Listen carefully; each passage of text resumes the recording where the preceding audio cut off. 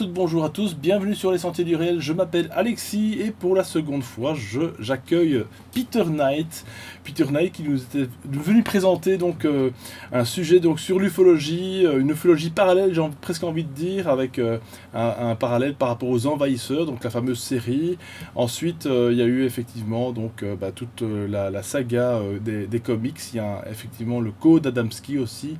Aujourd'hui, il va nous parler de plein de choses et plus encore. Bonjour Peter, comment vas-tu? Bonjour Alexis, ça va très bien. Bienvenue sur les Sentiers du Réel. Comme tu le sais, tu es toujours bien accueilli, il n'y a pas de problème, parce que en plus de ça, tu présentes vraiment effectivement une autre ufologie hein, que beaucoup ne partagent pas, mais peu importe, on est là pour ça, on est là pour aller sur d'autres sentiers. Alors aujourd'hui, donc, tu vas nous parler tout d'abord, en tout cas en première partie, d'un article, là, on va dire c'est la suite de l'article qui est apparu dans la revue Top Secret numéro 89 à Voilà. propos de ce fameux acteur, entre guillemets, pour beaucoup, et plus encore pour d'autres personnes, Bruce Lee. Hein, donc tu avais présenté la puissance du dragon, donc ses capacités finalement surhumaines que Bruce Lee a acquis au cours des années. Effectivement, voilà, quand on regarde un documentaire ou un film de Bruce Lee, on ne peut quand même s'empêcher de dire que, mon Dieu, était-ce bien un homme?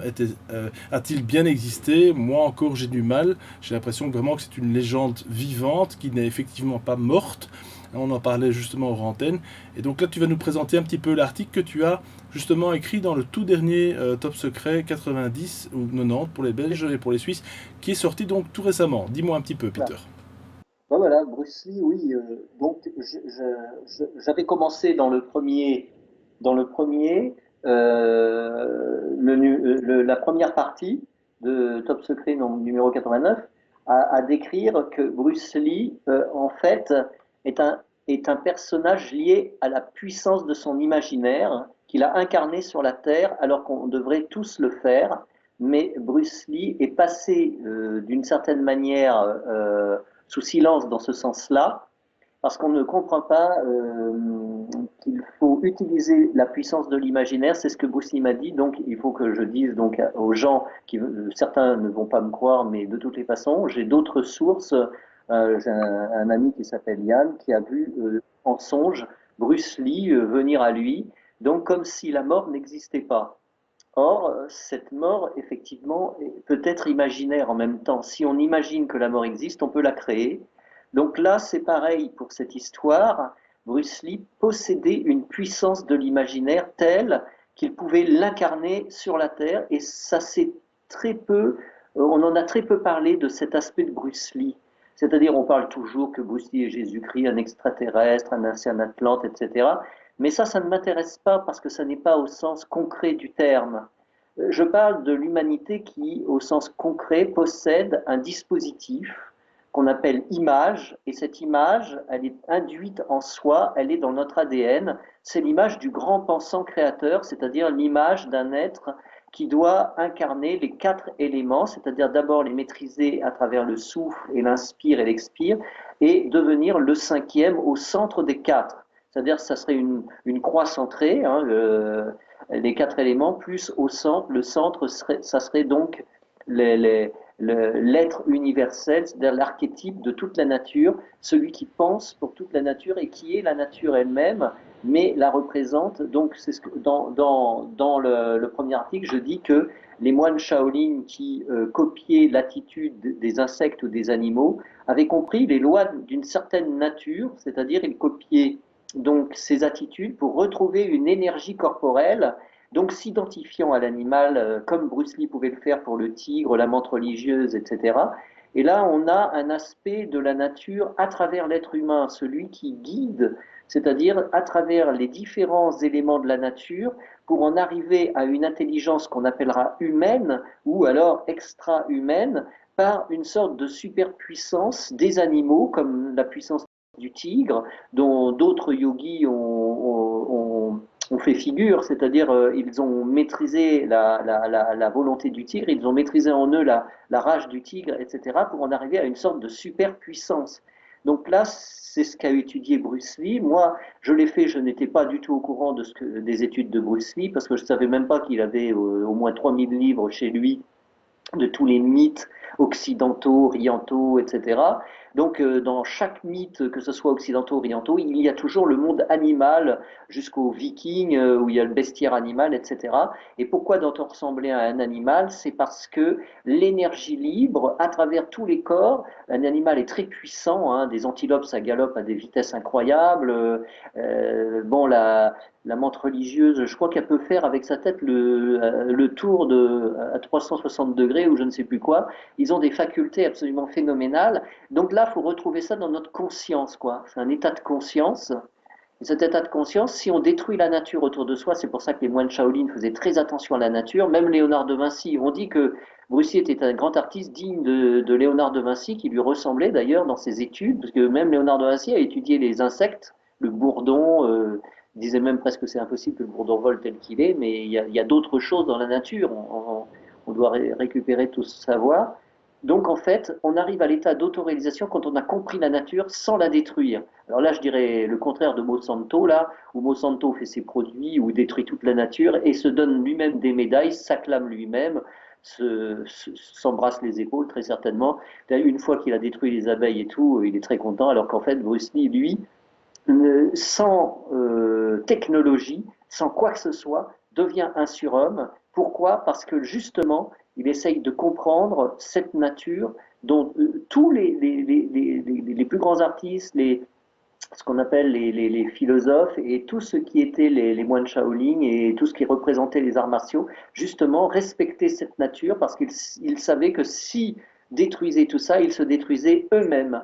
Voilà, donc c'est quelque chose à apprendre pour tous les gros industriels débiles qui détruisent la planète et ils doivent déjà comprendre le message de Bruce Lee. Bruce Lee a donné des messages très puissants, hein, très forts, dont personne n'a tiré enseignement dans ce sens-là. Et donc, il faut récupérer cet enseignement de Bruce Lee et voir que ses paroles sont aussi fortes que celles du Christ. Au Christ, d'ailleurs, qui a été, c'est surtout Horus en Égypte. Hein, les paroles ont été remises dans la bouche du Christ dans la Bible, alors qu'en fait, on s'aperçoit que c'était Osiris et Horus qui parlaient dans les pyramides, justement ce que disait le Christ, c'est pris là-dessus il y a 3700 ans avant Jésus-Christ. Hein. Donc en fait, il faut récupérer tout ça pour devenir ce surhomme. Cette mémoire de la nature, cette mémoire animale, parce qu'on est un animal, mais on n'est pas un animal autoréalisé, curieusement, alors qu'en fait, il faut faire la synthèse, et là, on deviendra une espèce d'animal autoréalisé. Et là, ça sera comme Bruce Lee, on aura cette puissance et on l'incarnera. Et Bruce Lee a voulu le dire à travers des films clés, La Fureur du Dragon, La Fureur de Vaincre, Opération Dragon, Big Boss et tout ça. Mais seulement, comme il a fait des films, tout le monde a cru que c'était de la science-fiction et que c'était des films. Voilà. Personne ne s'est douté que c'était la réalité, que Bruce Lee incarnait la réalité du surhomme, quoi. Donc il fallait effectivement lire les films avec une autre vision naturellement que grâce à ça, grâce au fait qu'on découvre toutes ces choses à présent, enfin qu'on redécouvre parce que en fait on les avait perdues une longue période, ça n'a jamais été perdu, c'est simplement que les gens ne sont plus connectés à tout ça. Donc maintenant grâce à Internet, grâce à toutes ces émissions que je fais, que d'autres personnes font, et les intervenants comme que tu représentes toi, puisse parler de tout ça pour l'instant, en tout cas librement, c'est ce que je dis pour l'instant, donc profitons-en. En tout cas, petit aparté, par rapport aux animaux, il faudrait que ces chefs d'entreprise soient au courant, et à mon avis ils le sont, de cette évolution qui dit que, on en avait justement parlé dans l'émission avec Thierry Rodan sur les walk-in, il y a déjà 2 ans de ça, en 2015. On avait parlé, lui il avait effectivement évoqué que l'évolution finalement partait du monde minéral pour passer au végétal, pour repasser au monde animal.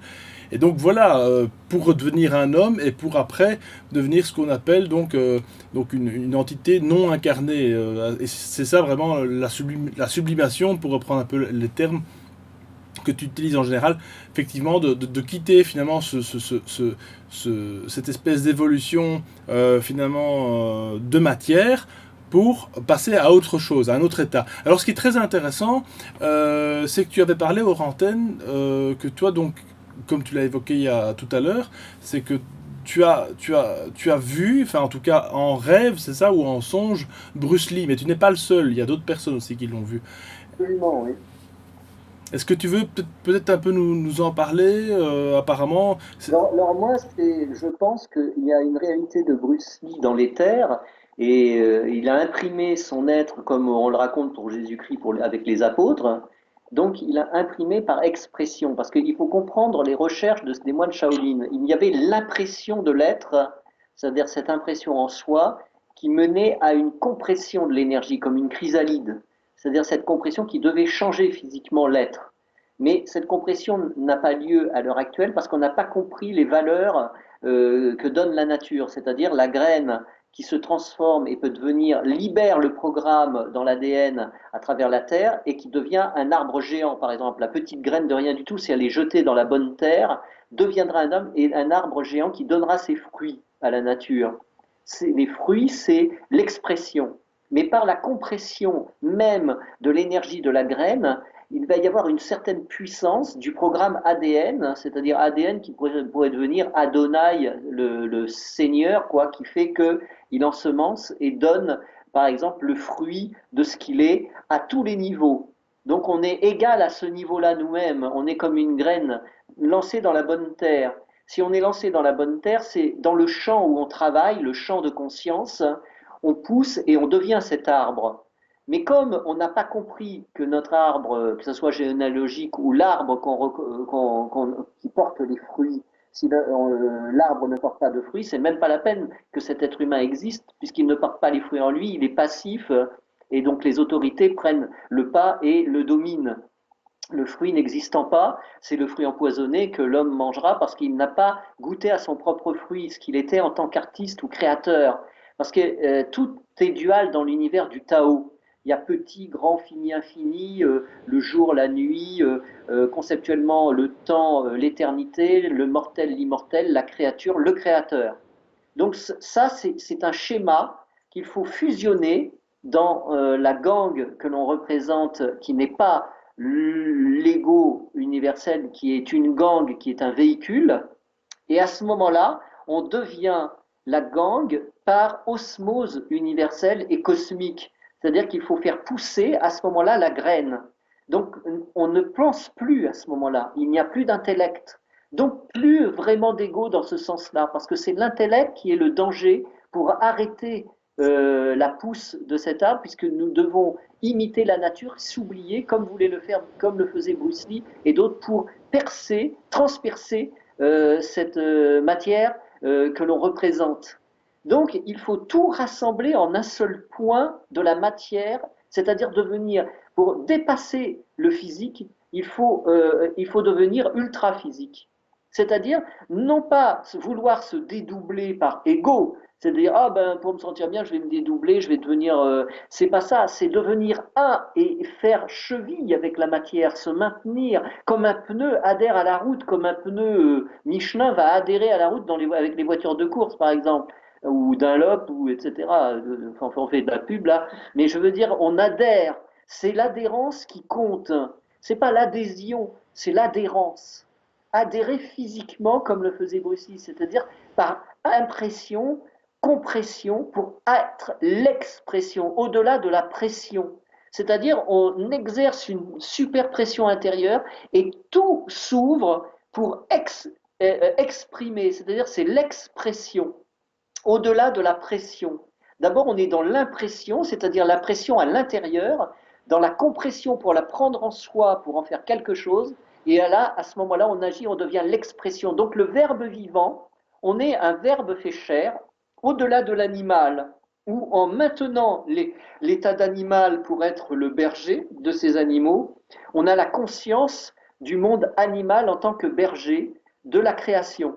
Et à ce moment-là, on exerce dans une compression universelle de l'acte final pour devenir l'expression même qui est le verbe libre et vivant qui transforme la matière et la transmute par la pensée. Et ce sont les pensées de Bruce Lee qui l'ont mené à ça, à dire ses propres pensées très, comment on peut dire, très, En avance sur le temps, en fait. Hein. En oui, avance. et je dirais même, c'est très, euh, très synthétisé, très fort, Oui. euh, même mieux au niveau de langage contemporain, mieux que ce qu'il y a dans la Bible ou ce qu'on lit dans Jésus-Christ, etc. C'est même au niveau de lorsqu'il parle de l'esprit et de tout ce qui est la pensée, c'est beaucoup plus fort puisque c'est carrément inclus dans l'esprit de chaque homme. À l'heure actuelle, c'est contemporain. Donc là, on a un maître contemporain qui nous dit les choses face à face en tant qu'ami et réel. Donc c'est ce que j'ai eu les 3 nuits où Bruce Lee est venu me voir parce que j'étais dans un énervement très important par rapport à l'ufologie. Bruce Lee est venu me calmer. Il m'a dit comment il fallait faire et ce qu'il fallait faire. Il m'a donné des solutions.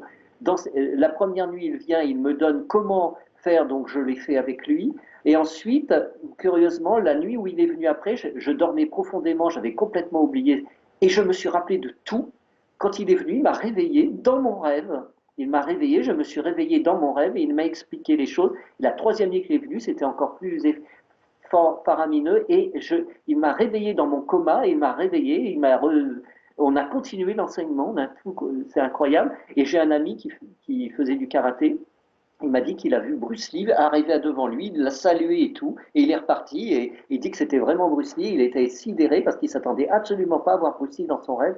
Donc il se passe quelque chose comme si on était des apôtres du Christ, comme au temps du Christ, mais je pense pas forcément à Bruce Lee, moi j'ai fait que de penser aux envahisseurs, mais l'année, c'était l'année dernière, non c'était cette année où j'ai vu Bruce Lee, et donc là, non, c'était l'année dernière. Hein. C'était l'année dernière où j'ai vu Bruce Lee. Donc là, j'ai été sidéré de voir ce personnage venir 3 fois me réveiller et je me souvenais de tout ce qu'il m'avait dit. Donc ça, c'est surnaturel. Donc Bruce Lee est arrivé dans un domaine de l'existence surnaturelle, presque quasi chamanique. Je ne sais pas du tout ce que c'est. Et qui, d'après toi, serait finalement, enfin, d'après ton ressenti et on va dire de ton expérience, et par rapport à ton ami aussi, hein, de ce qu'il a raconté, c'est que Bruce Lee, en tout cas l'entité de Bruce Lee, on va dire, serait finalement hors astral, parce que bon, c'est vrai qu'on parle souvent d'astral, c'est vrai que c'est pas tout à fait le débat, mais enfin on peut partir dans tous les sens avec toi, hein, ça on a l'habitude.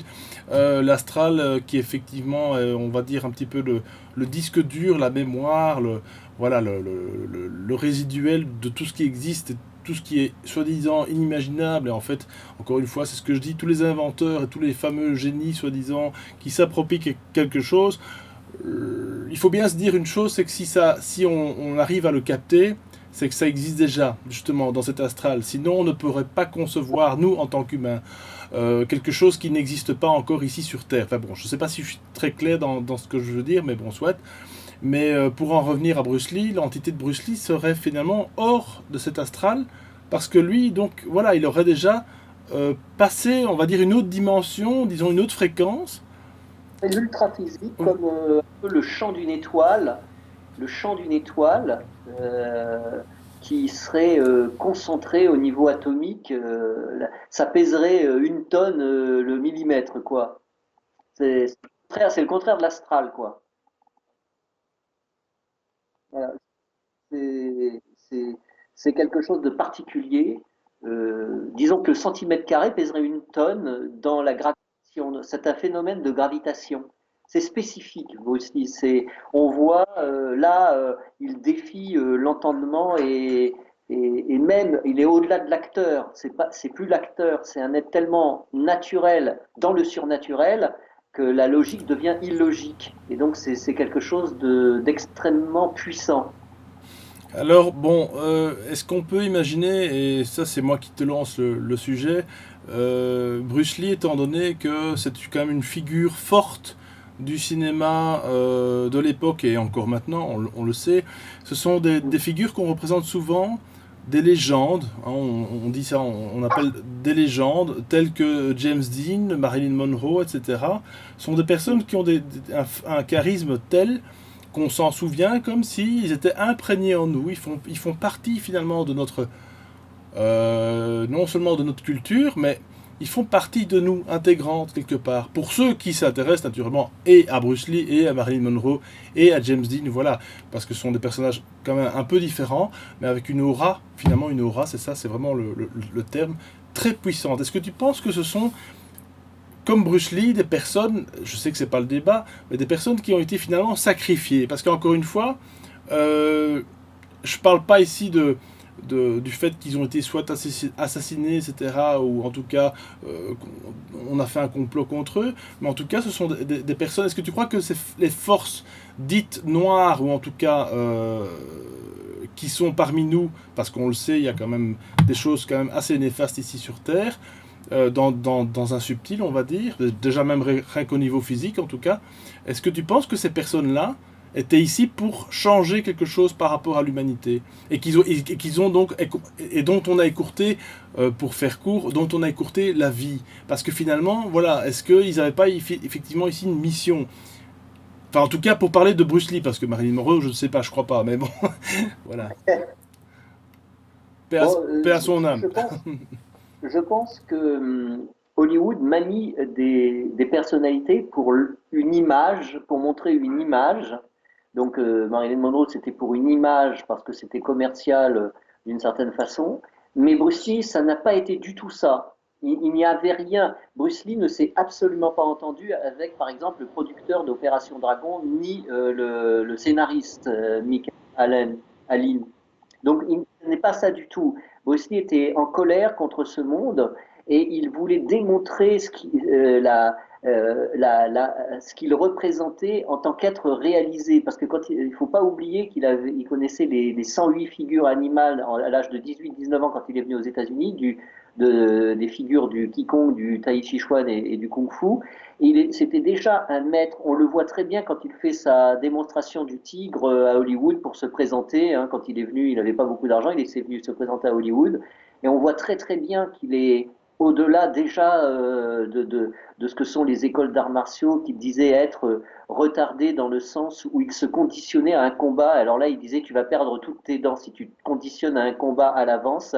Il ne faut pas penser, il faut être comme l'eau. Donc tout ça, c'est pas, il faut rien préparer.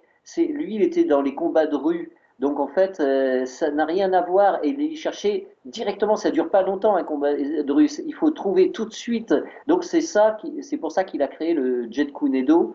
Donc c'était un art qui lui permet d'arriver sans faire de rituel ou quoi que ce soit. Il faut simplement s'entraîner tous les jours pour pouvoir atteindre ce niveau, pour savoir que tu vas anticiper l'adversaire dans un combat de rue et c'est tout. Il n'y a pas de phare, il n'y a rien, c'est pas du spectacle. Mais sa façon de faire, sa façon d'être plastique, parce que c'était un grand artiste, lui a permis de démontrer, en faisant des démonstrations, des séries de mouvements, qu'il était complètement élastique et avec comment on peut dire, en utilisant une forte concentration surnaturelle. Donc, on le voit comment il est. Donc, c'est un maître dans ce sens-là, c'est-à-dire il a dépassé les figures hollywoodiennes dans ce sens-là. Il n'est pas comme Marilyn Monroe, tout ça. Il a fait des études très précises et des entraînements très poussés. Et donc à tel point quand il a eu son accident, quand il a soulevé une barre, il a eu un accident au dos et il n'a pas pu s'en remettre vraiment. Il a eu très mal au dos. Donc il y en a beaucoup qui disent qu'il est mort à cause de ça parce qu'après il s'est surdynamisé pour pouvoir. Il est arrivé. Les médecins l'ont condamné à ne plus rien faire, etc. Et lui, il est devenu encore plus survolté du fait qu'il ait lu Krishnamurti et la manière que Krishnamurti a de dire les choses très simple et très pratique sans chercher à parler du Christ, de Bouddha, etc. Lui, ça lui a plu énormément et il a réussi à retrouver cette énergie et il est allé encore plus loin, donc il a ressuscité quasiment de la passivité dans laquelle il était, il a ressuscité, il a fait Opération Dragon, rien que parce qu'il s'est remis à marcher et tout, alors qu'il ne pouvait plus le faire. Et donc, en fait, c'est ça que je veux dire, c'est ça, Bruce Lee, c'est qu'il arrive à retrouver, à travers son imaginaire, tout ce qu'il faut faire en essence pour pouvoir l'incarner dans son corps et redevenir un surhomme, quoi. Alors justement, aujourd'hui tu vas nous parler Parce que c'est vrai que Bruce Lee, on pourrait en faire une émission complète. Hein. Moi, personnellement, j'adore. C'est quelqu'un qui a... Je peux dire comment était Bruce Lee vis-à-vis du système, et je peux Dis-moi. t'en lire Oui, un passage. oui, bien sûr, volontiers. Bon, alors je te lis un passage. Voilà. Euh, ça commence ici, hein. Donc, je laisse la parole à Bossi. Voilà ce qu'il dit. La relative société culturelle des Romains peut sans doute s'expliquer par leur empire plutôt que par un manque inné de génie. Les meilleurs talents étaient attirés par les récompenses des postes administratifs, de même qu'en Amérique, les meilleurs talents sont attirés par les gratifications d'une carrière dans les affaires. Un processus de destinée est mis en route lorsque l'individu est abandonné à la liberté de sa propre impotence et doit justifier son existence par ses propres efforts. L'autonomie individuelle, les efforts pour se réaliser et prouver sa valeur, créer tout ce qui est grand en littérature, en art, en musique, en sciences, en technologie. L'individu autonome, lorsqu'il ne peut se réaliser ni se justifier par ses propres efforts, engendre la frustration et les premières convulsions qui vont ébranler son monde. L'individu se maintient en état de stabilité aussi longtemps qu'il conserve sa propre estime. Le maintien de l'estime de soi est une tâche continuelle qui sollicite toute la puissance, toutes les ressources internes de l'individu. Nous avons à prouver notre valeur et à justifier notre existence à chaque nouveau jour. Lorsque, pour une raison ou pour une autre, l'estime de soi est hors de portée, l'individu autonome devient une entité. Attendez, j'ai perdu le fil de notre ordinateur. La relative société, oui. Donc l'individu autonome, lorsqu'il ne peut ni se justifier par ses propres efforts, engendre la frustration et les premières convulsions qui vont ébranler son monde. L'individu se maintient en état de stabilité aussi longtemps qu'il conserve sa propre estime. Le maintien de l'estime de soi est une tâche continuelle qui sollicite toute la puissance, toutes les ressources internes de l'individu. Nous avons à prouver notre valeur et à justifier notre existence à chaque nouveau jour. Lorsque pour une raison ou pour une autre, l'estime de soi est hors de portée, l'individu autonome devient une entité brusquement explosive. Il se détourne de lui-même et se jette dans une course à la fierté, le substitut explosif à l'estime de soi. Tous les troubles, tous les désordres sociaux trouvent leurs racines dans la crise engendrée par le manque d'estime de soi, et les grands desseins pour lesquels s'unissent les masses sont à la base une quête de la fierté. La propension à l'action est symptomatique d'un déséquilibre interne.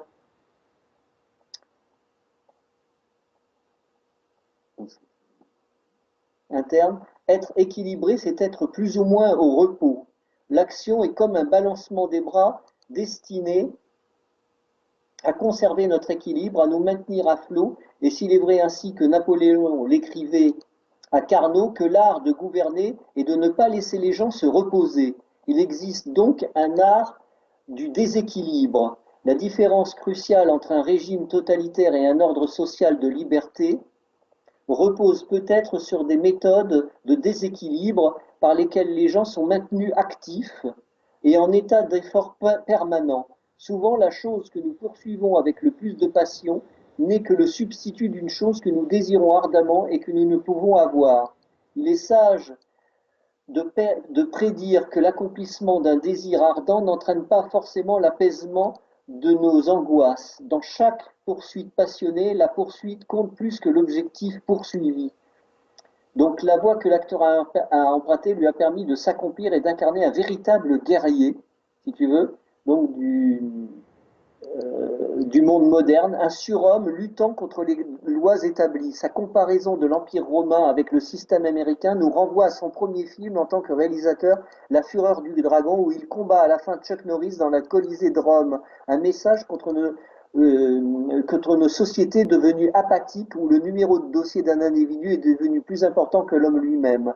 Donc le petit dragon, devenu un gladiateur moderne, nous enseigne dans ses métaphores cinématographique le moyen de se réveiller pour incarner véritablement, au-delà de l'image narcissique de l'ego prisonnier du miroir des illusions contre la façade d'un monde qui va vers la déchéance, sans pratiquement de référence philosophique, un authentique justicier ayant acquis un grand savoir transcendantal.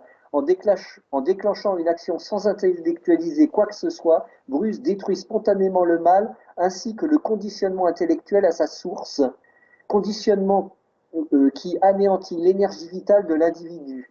Donc il ressemble à Cato dans le frelon vert, mais sans le masque. Voilà. Ça, c'est ce que j'ai marqué, mais ça n'a pas été dit il y a pas, il y avait trop de pages dans le premier article, et j'avais dit son message contre le système contre lequel il se battait, qu'il disait être l'Empire romain. Il disait qu'il voudrait jamais travailler dans un bureau et tout, parce que lui, il haïssait ce genre de société. Donc c'était vraiment un gladiateur vivant, quoi. C'est pour ça qu'il a fait ce film, qu'il a écrit ce film. La Fureur du Dragon, où à la fin il combat dans le Colisée pour démontrer que l'homme c'est pas un numéro de dossier, etc. quoi.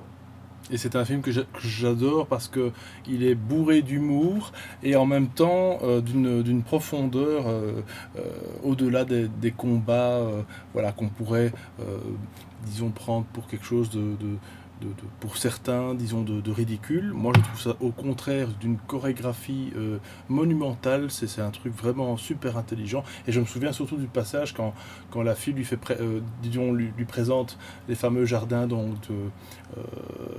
de Rome et donc donc en fait le Colisée, hein, effectivement, avec toute cette architecture qui trouve ça complètement ridicule et voilà, ça prend de la place, ça sert strictement à rien de dépenser une telle énergie.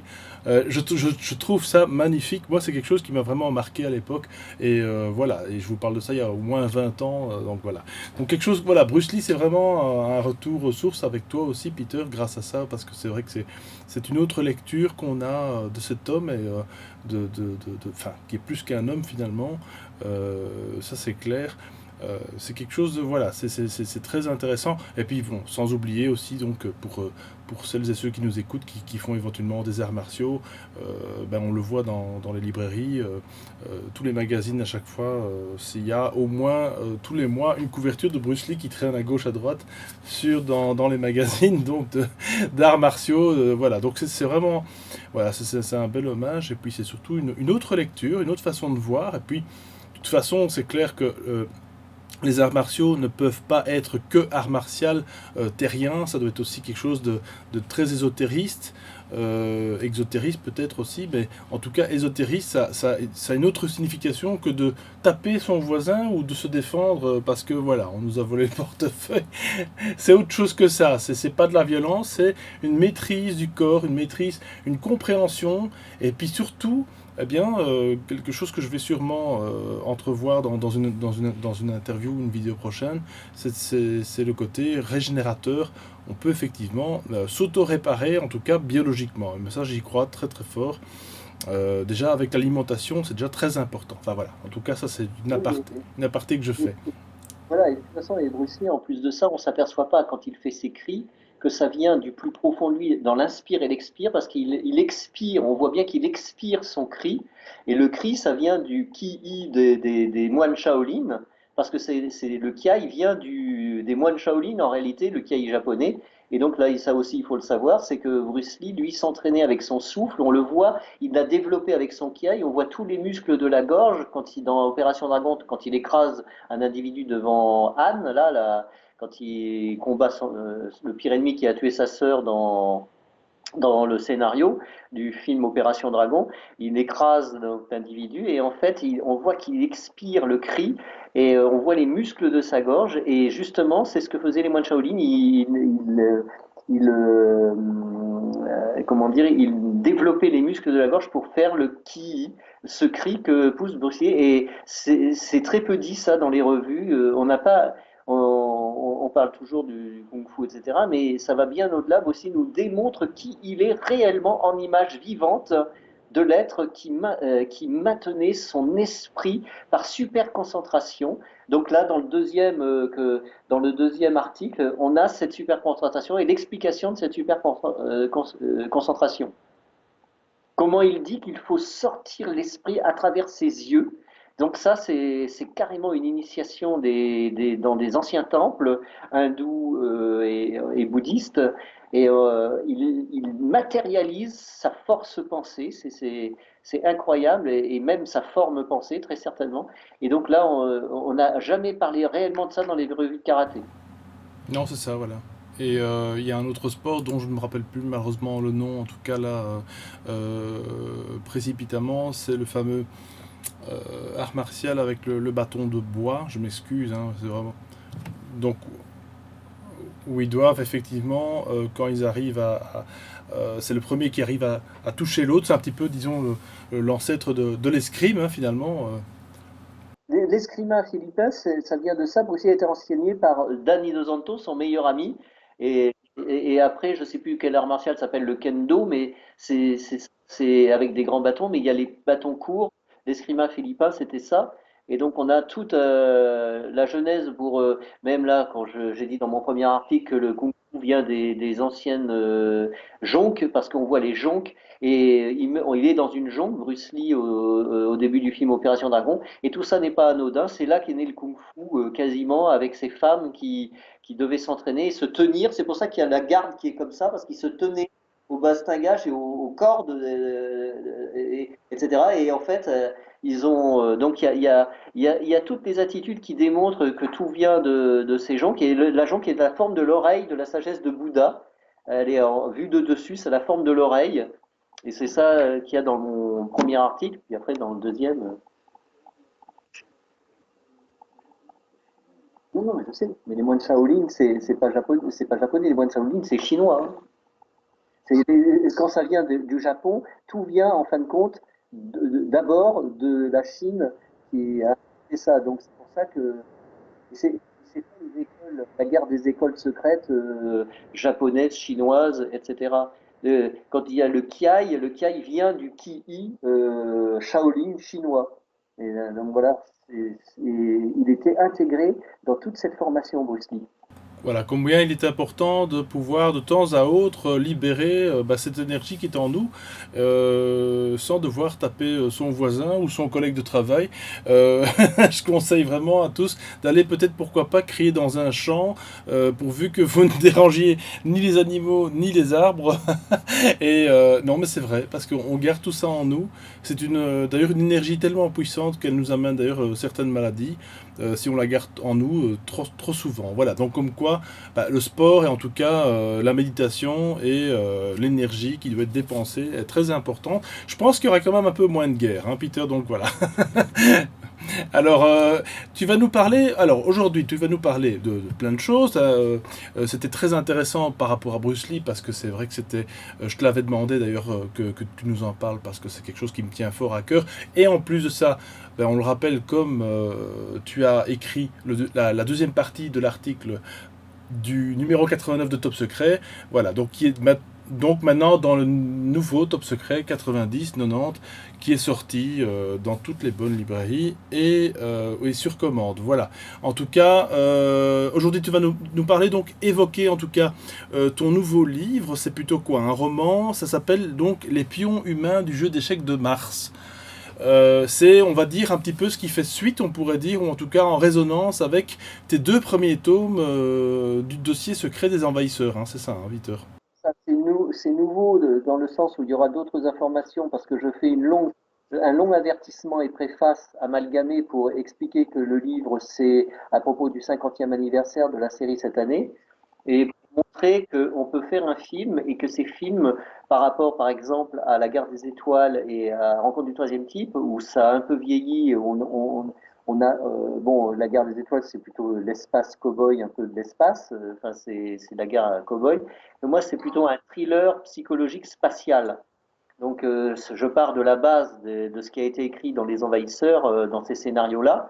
Et là, j'amalgame quelque chose d'une intelligence très particulière qui lie les envahisseurs à cette intelligence et qu'on découvre maintenant existante réellement, puisque les Neotech et Google, la société secrète Neotech vendent l'immortalité relative à une élite mondiale avec des corps artificiels. Donc là, on est en plein dans. Mais moi, je ne connaissais ni Neotech ni Google dans ce sens-là. Ce sont des amis qui m'ont averti une fois que j'avais écrit mon livre. Donc c'est par coïncidence pure que c'est le scénario, justement, c'est ce même scénario. Et c'est ça qui m'a surpris quand une amie m'en a parlé. Elle dit, mais voilà, Google fait ça, mais elle ne connaissait pas Neotech. Je viens de découvrir Neotech il n'y a pas longtemps du tout. Et alors là, c'est c'est encore pire. Bon, on m'a même conseillé que quand on va sur Neotech, il ne faut pas que tu les contactes, hein, parce qu'après tu seras tracé complètement. Et tu regardes juste, il faut que tu regardes juste sans donner ton adresse, sans faire d'échange réel. Tu regardes Neotech, mais mon ami qui a eu les documents en main, puisqu'elle voulait en faire partie, a vu qu'il faisait des corps, donc des corps synthétiques, pour téléchargement d'une conscience humaine à l'intérieur, pour avoir l'immortalité relative. Et ils n'étaient pas prêts à l'époque, il y a 30 ans, maintenant ils sont prêts, quoi. Et ça leur servira à quoi ça, Peter? C'est à cloner finalement l'humain? Ah ben Un petit peu si comme on tu, le voit dans Star Wars par exemple ou... oui, si tu regardes la série Les Envahisseurs, tu comprends. C'est exactement ça, ce sont des corps artificiels qu'ils ont, ce sont des corps synthétiques. Donc First Wave, dans les épisodes de First Wave, c'est ça aussi. Il y a un déclencheur qui les brûle pour pas qu'on ait la technologie, pour pas qu'on suive la trace de ça. Ils se désintègrent, etc. Il y a eu d'énormes combustions spontanées, plusieurs combustions spontanées depuis les années 1900. Et donc là, c'est pour moi, il y a une invasion de corps synthétiques clonés, fabriqués par. Je pense que Neotech, c'est le résultat de non seulement l'ancienne Atlantide, des hyperboréens et tout, qui avait atteint un niveau incroyable de science, dont on nous parle jamais parce qu'ils veulent pas nous le dire, mais les gouvernements reprennent cette science, hein, de toutes les façons. Le laser, tout, ça vient de l'Atlantide, on le sait très très bien.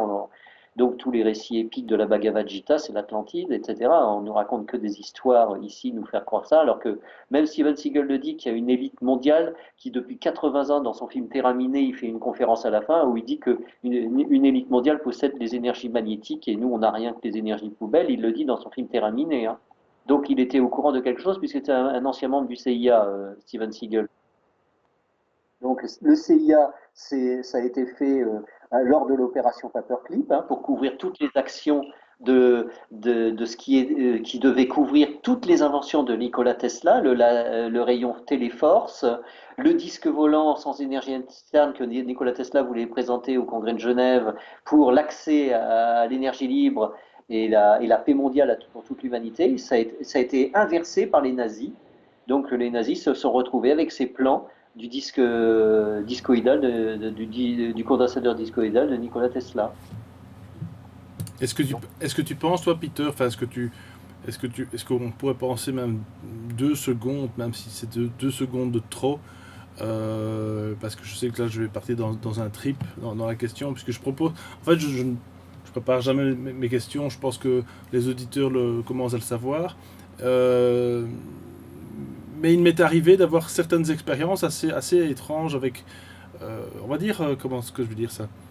Certains humains, certains êtres humains, en tout cas ce qui s'apparente à des êtres humains. Alors certains vont pouvoir peut-être dire, oui, voilà, ce sont des reptiliens, mais peut-être enfin, c'est même inconcevable de le penser, mais ça me paraît à la limite presque évident quand on découvre tout ça. Est-ce que nous serions entourés de certains figurants? Voilà, c'est ce que j'avais discuté. On en discute avec Marc Gray pour l'instant, c'est un petit peu son trip. C'est nous vivons dans un Truman Show. D'après lui, voilà, c'est un petit peu un Truman Show. Tout est scénarisé, tout est une illusion. On est bien d'accord. Pour moi, en tout cas. Et certains êtres humains, entre guillemets, seraient sorte de figurants. Puisque ce sont des personnes. Alors, ce sont des personnes qu'on peut trouver au boulot, dans la famille, parfois aussi, étrangement. Des personnes qui ont un rôle comme ça à jouer, mais vraiment tellement précis qu'on a l'impression on peut rien dire d'autre. En fait, on peut pas partir sur d'autres sentiers. On a l'impression que, alors, on va dire que c'est éducationnel, tout ça, d'accord, c'est vrai, par rapport à l'éducation, par rapport à la culture, par rapport au milieu dans lequel on évolue, entre guillemets. Mais voilà, je sais que c'est un peu incompréhensible comme façon de dire, mais tu parlais justement des combustions spontanées. Est-ce qu'on peut imaginer qu'on est finalement entouré d'androïdes vivants, de chair et d'os peut-être, en tout cas Ben, il y a l'affaire de Chirac, où il y a eu cette affaire, parce que moi j'ai rencontré un grand ufologue, comment il s'appelle? Magniez.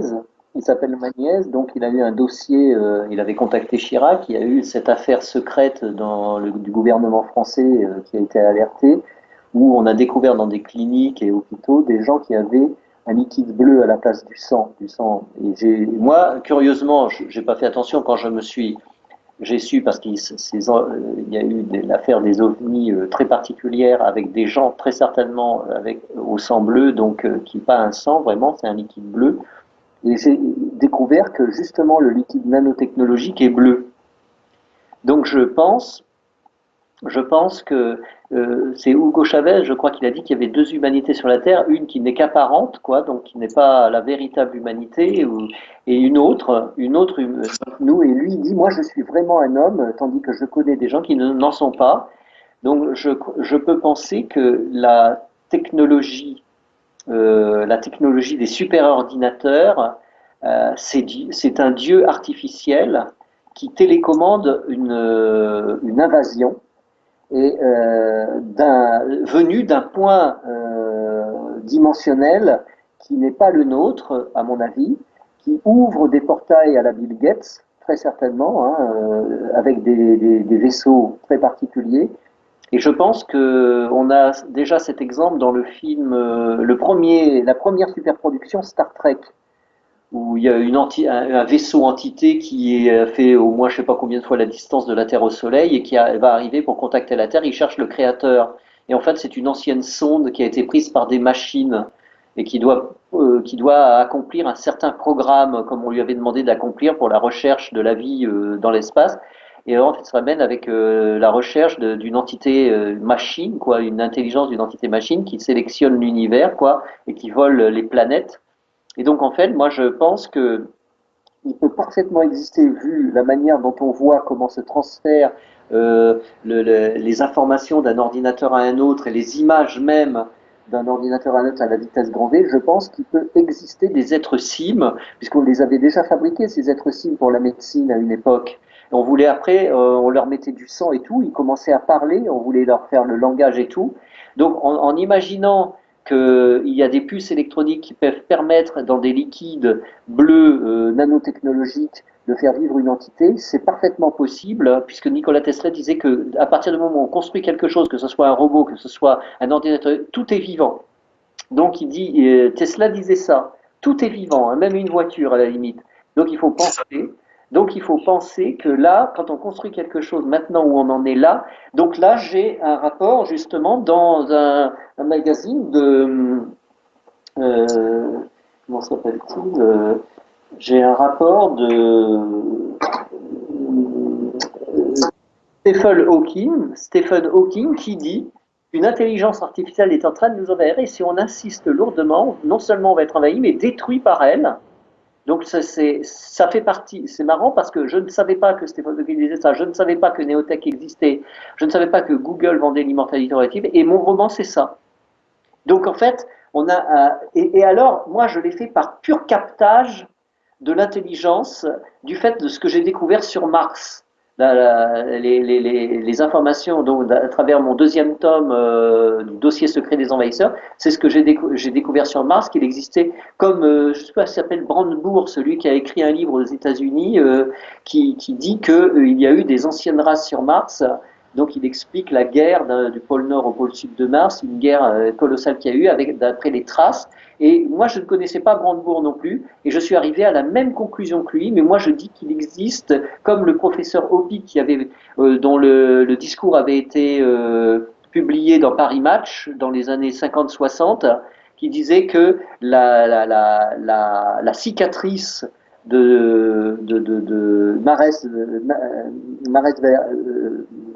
Valles Marineris, donc, et les trois volcans qui sont vraiment disposés en triangle, qui ont créé cette cicatrice et le dôme de Tarsis, c'est très suspect, puisque à la base du mont Olympe, on aurait un mur de 6 mètres de haut qui entoure tout le mont Olympe, qui est une aberration totale. Et il n'y a pas que ça dans la mer d'Acidalium, où on a ces pyramides, cette face que après, donc Richard Hoagland a travaillé sur 20 ans dessus. Moi, j'ai reçu leurs travaux sur 20 ans. Il y a eu deux autres chercheurs très intelligents de ça, donc j'en fais part des fois dans mes interviews, où Vincent Di Petrio et Grégory Molinard. Il y a eu David Percy qui a fait un livre à propos de ça concernant cette race. Et donc le professeur Hopi qui a observé Mars avec ses conseillers et chercheurs savants aux États-Unis et qui a découvert que c'était un dôme qui cachait les Martiens. Et il n'a pas plaisanté, il l'a dit réellement. Donc, je savais que le professeur avait dit ça, mais je n'avais pas vu jusqu'à écrire mon deuxième tome ou jusqu'où ça allait. Le monolithe qu'il y a sur Phobos, qui a été décrit comme étant un artefact intelligent dû à une intelligence artificielle, en même temps que le monolithe qu'on a découvert carrément sur Mars, qui est le même et qui est en rapport très certainement avec les constructions de type un peu égyptienne, donc pas qu'un peu, mais ces monolithes qui sont des obélisques. Donc sur Mars, sur Phobos, et là où le savant russe, je ne me rappelle plus comment il s'appelle, mais qui dit que Shklovsky, qui dit que c'est un astre creux et on voit les rainures qu'il n'y avait pas à une époque, qui ont été après photographiées, des rainures nouvelles de plusieurs kilomètres de long sur des centaines de mètres de large et qui sont carrément métalliques. Et justement, Shklovsky dit que c'est en duralumin. Et là, c'est carrément la folie, parce que si on cherche beaucoup plus loin dans les mots, comme l'agathodémon,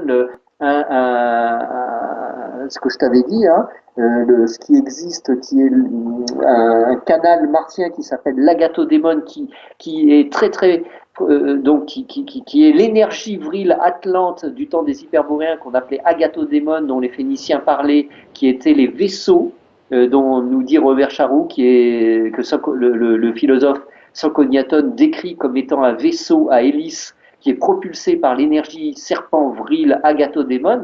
Alors là, ça prend tout son sens. Sur Mars, il existe bien cette race. Et moi, je dis qu'elle existe toujours, et sur la Terre et sur Mars. Oui, c'est ça. Oui, d'ailleurs, de toute façon, la Lune, déjà, il y a quand même, disons, quelques éléments qui, de plus en plus, quand même, nous confirment que c'est un satellite de toute façon artificiel. Et plus qu'artificiel même, c'est vraiment donc un observatoire, un petit peu justement comme dans le film Truman Show, encore une fois, je reviens avec ça. Le fameux monolithe, tu en parles, on peut l'apercevoir dans le fameux film 2001, l'Odyssée de l'espace de... voilà. Je fais référence à ça dans mon deuxième tome, justement, c'est pas une coïncidence qu'Arthur Clarke, lui, il le met sur Japet, son monolithe. Dans son livre 2001 l'Odyssée de l'espace, Arthur C. Clarke le met sur Japet et on le retrouve sur la Lune dans le film de Kubrick et on le retrouve sur Mars, sur Phobos. Donc là, c'est pas normal et il y a bien.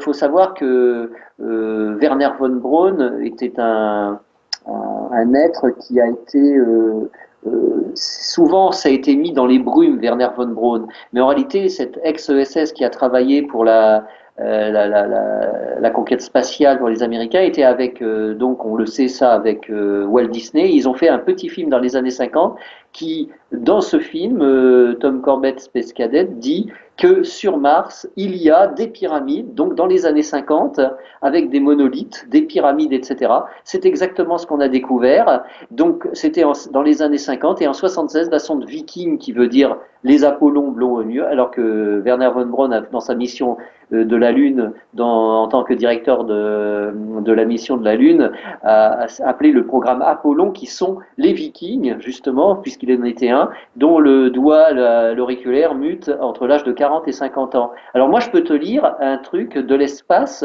où cette figuration dont tu parles va jusque dans tout notre système solaire et nous comment dire, nous permet, de ce que je vais te lire, ça va nous permettre de comprendre comment a été placée derrière les gouvernements une espèce de mise en scène pour ne pas nous faire croire que des êtres sont actuellement sur Mars ou sur la Lune, comme le George Adamski l'avait dit, mais parce qu'il faut penser que c'est aberrant, alors que pas du tout. Une planète, comme les savants disent que la Lune est morte, tant qu'elle est là, hein, d'autres savants disent qu'elle n'est pas morte. Forcément, il y a des poches d'air, des nuages, qu'on nous a cachées d'ailleurs, que ce soit sur Mars, où il y a les 4 saisons sur Mars, il y a une barrière verte qui se met à pousser le long de l'équateur, et c'est dit depuis les années 50 qu'il y a de la végétation qui pousse. Alors il faut penser que, effectivement, quand un astre est comme ça à son champ, encore un super champ dû à un noyau qui peut-être peut s'effondrer, mais tant qu'il y a ça, que la planète n'est pas en poussière, il peut y avoir des poches d'air, etc. Et on ne nous raconte pas ça du tout à la NASA. Donc il y a des nazis à la NASA qui nous empêchent de croire. Alors maintenant, je vais te lire ce que je dis de Richard Soder, hein, dans son livre.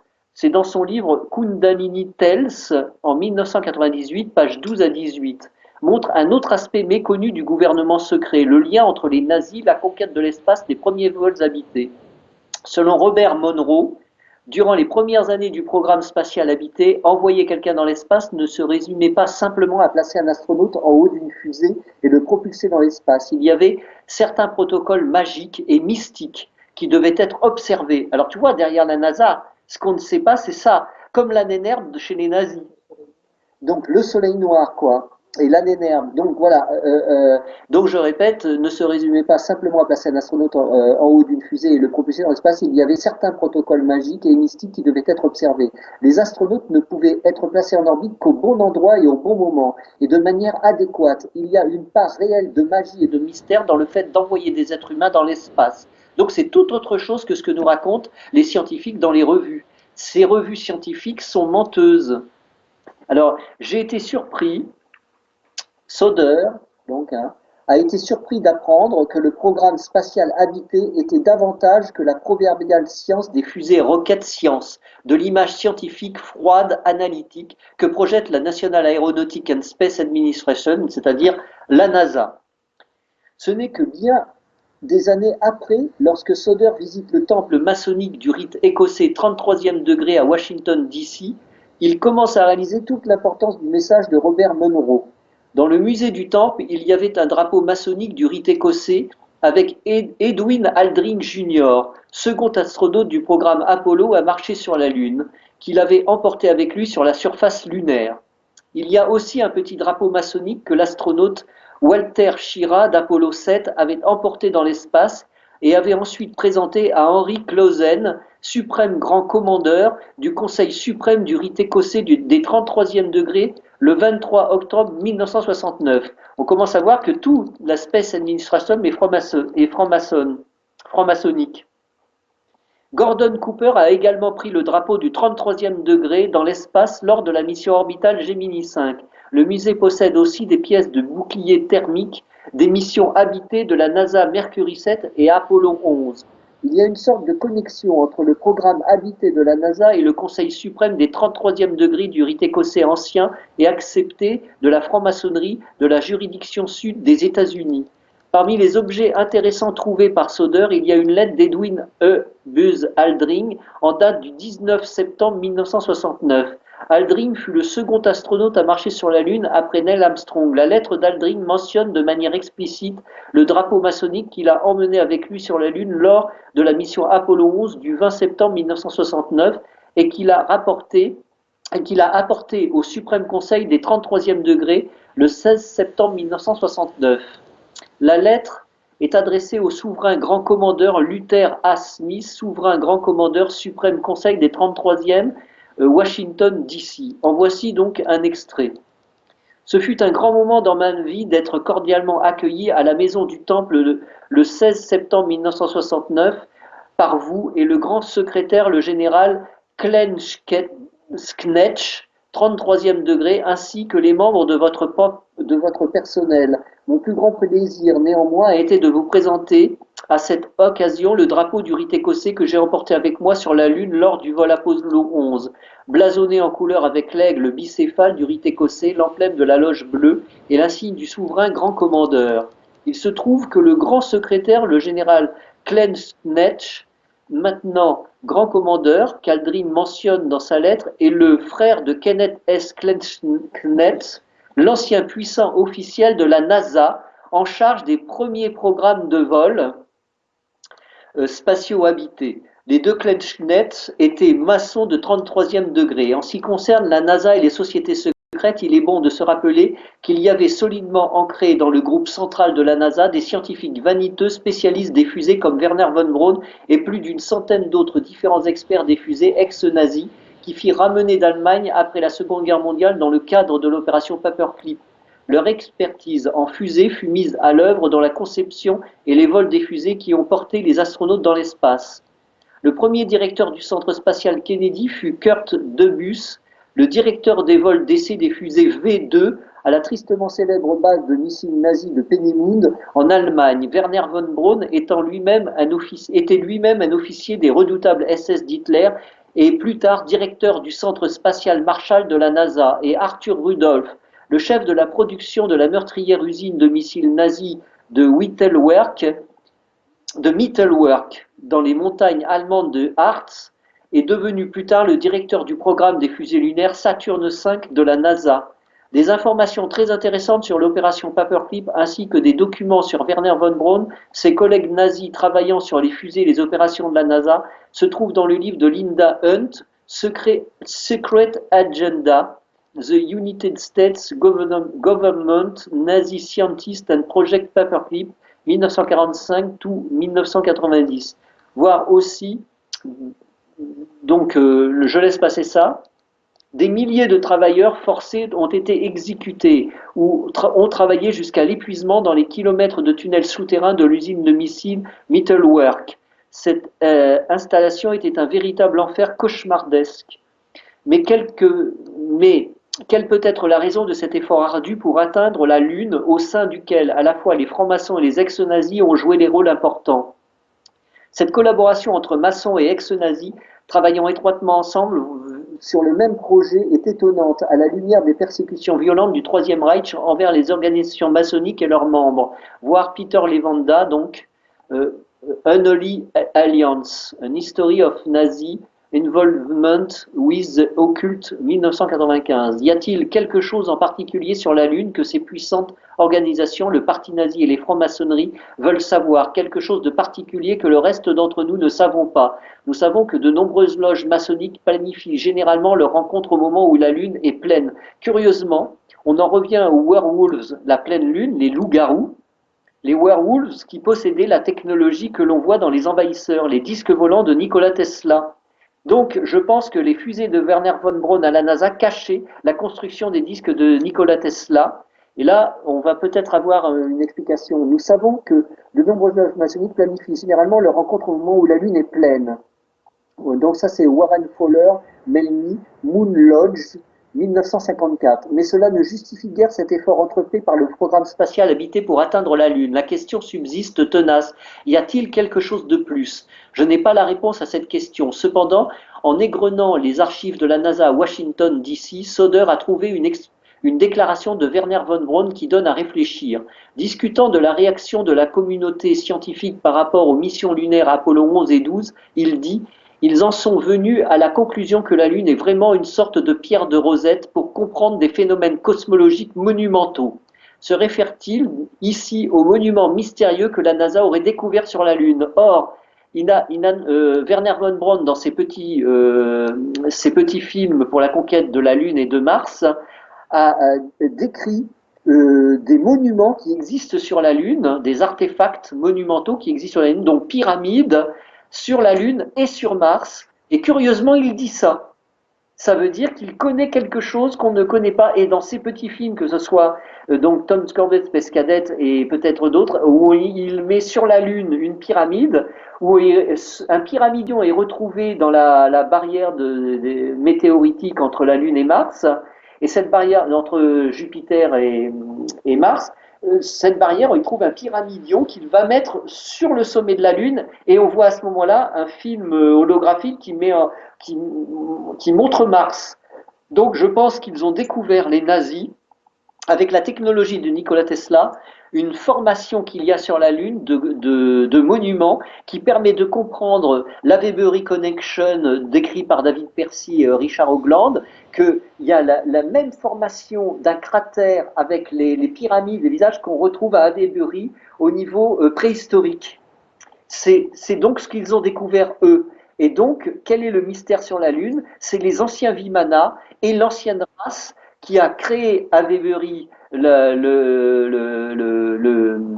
site préhistorique est celui qui est identique à cartographier exactement avec le cratère, le mur, la pyramide sur le bord du cratère et qu'on retrouve à Avebury. Donc là, c'est exactement la même chose. Donc je pense qu'on est soumis à un super conditionnement de la NASA parce que pour ne pas qu'on découvre ça, alors qu'en 89, Boeing et la NASA ont fait une affiche qui commémore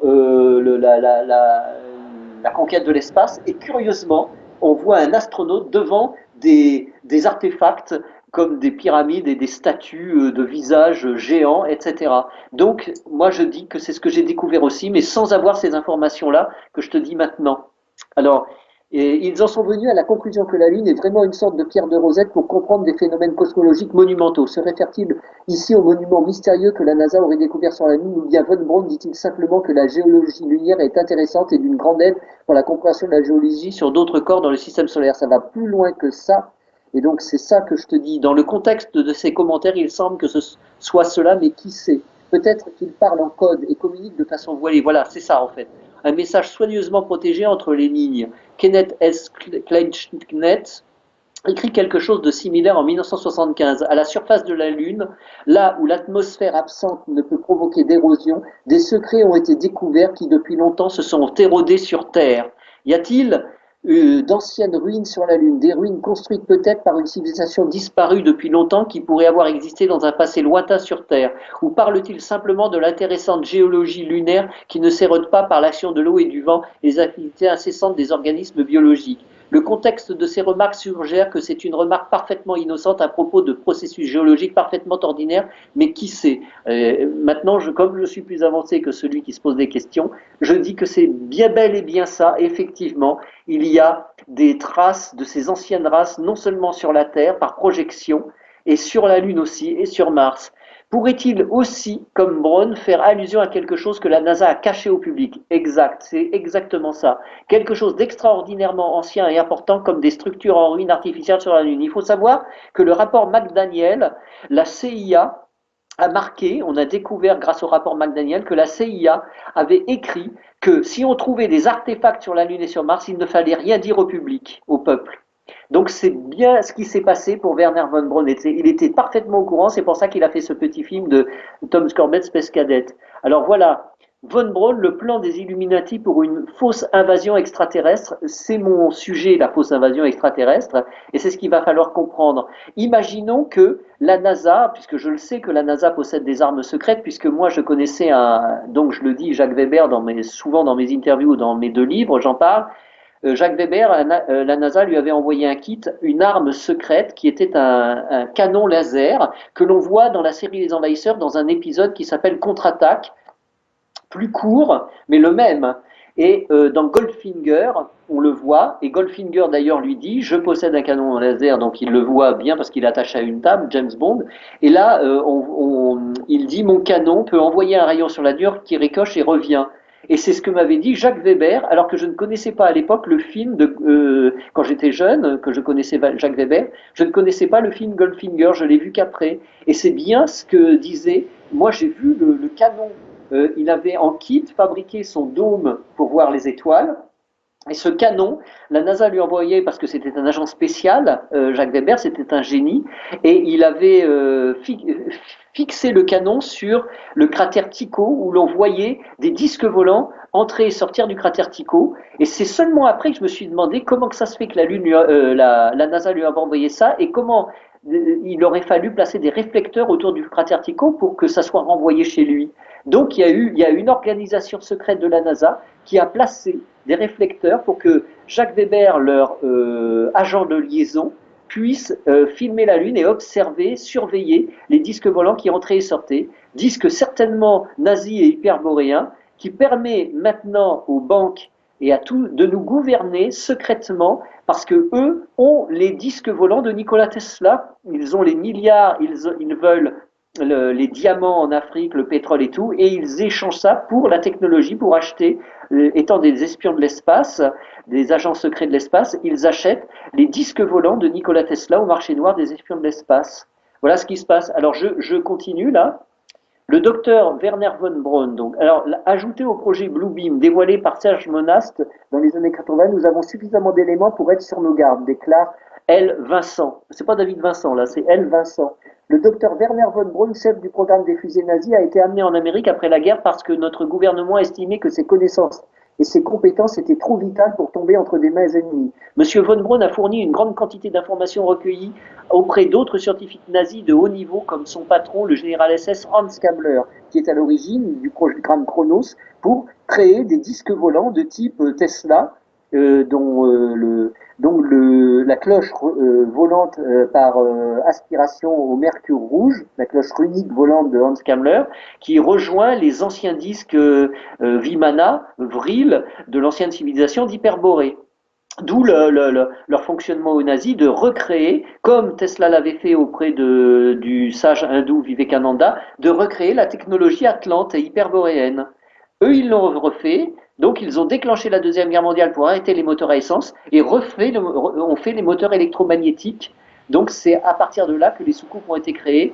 Vers la moitié de la fin de la Seconde Guerre mondiale, il y avait déjà en quelques séries de disques Vril qu'ils ont récupérés avec les Atlantes.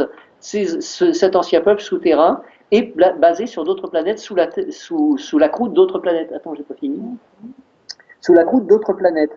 Ce qui fait que là, on a un plan d'ensemble de la prise de pouvoir de notre système solaire par l'ONU et d'autres qui seraient l'OMU, l'Organisation des Mondes Unis, quoi, qui serait là au niveau humain. On pourrait presque dire que si Bruce Lee, par exemple, découvrait ça, il dirait que ce sont des surhommes, c'est-à-dire des êtres de notre propre race, mais qui fonctionnent autrement et qui ont réussi, grâce à l'énergie libre volée à Nikola Tesla, de devenir des surhommes de l'espace et des agents secrets, quoi. Donc là, je pense que la dynamique au niveau corporel tient dans un disque volant du fait que l'énergie qui circule à travers les neurones et tout est remise en valeur et on a un être lumière comme un morceau de carbone qui devient un diamant.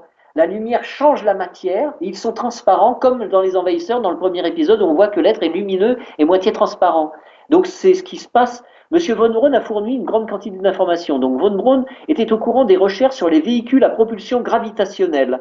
Voilà où j'en viens, c'est bien ceux de Nikola Tesla et de Schauberger, qui étaient obligés de travailler pour la Gestapo en 1944. Il commençait à construire ces cloches volantes à lévitation par aspiration magnétique.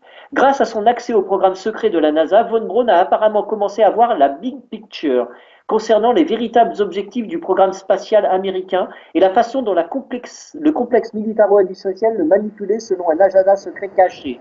Le docteur Carol Rosin était un des dirigeants de l'industrie lors de sa première rencontre avec le docteur Werner von Braun en février 1974. À cette époque, avant sa mort en 1977, von Braun a révélé au docteur Rosin l'agenda caché de la NASA. L'invitant dans son bureau, von Braun a étonné le docteur Rosin en lui expliquant que tout cela conduisait à un contrôle planétaire sous l'autorité d'un gouvernement mondial unique. Selon le docteur Rosin, von Braun lui a ensuite fait une confession d'une suprême importance. Il a dit qu'un pouvoir secret transnational déjà en existence prendrait le contrôle de cette planète de façon permanente par le biais d'une fausse invasion extraterrestre. Ce que je dis dans mes 2 tomes, et que j'insiste parce que j'ai découvert ce même complot alors que je ne connaissais pas tout ça.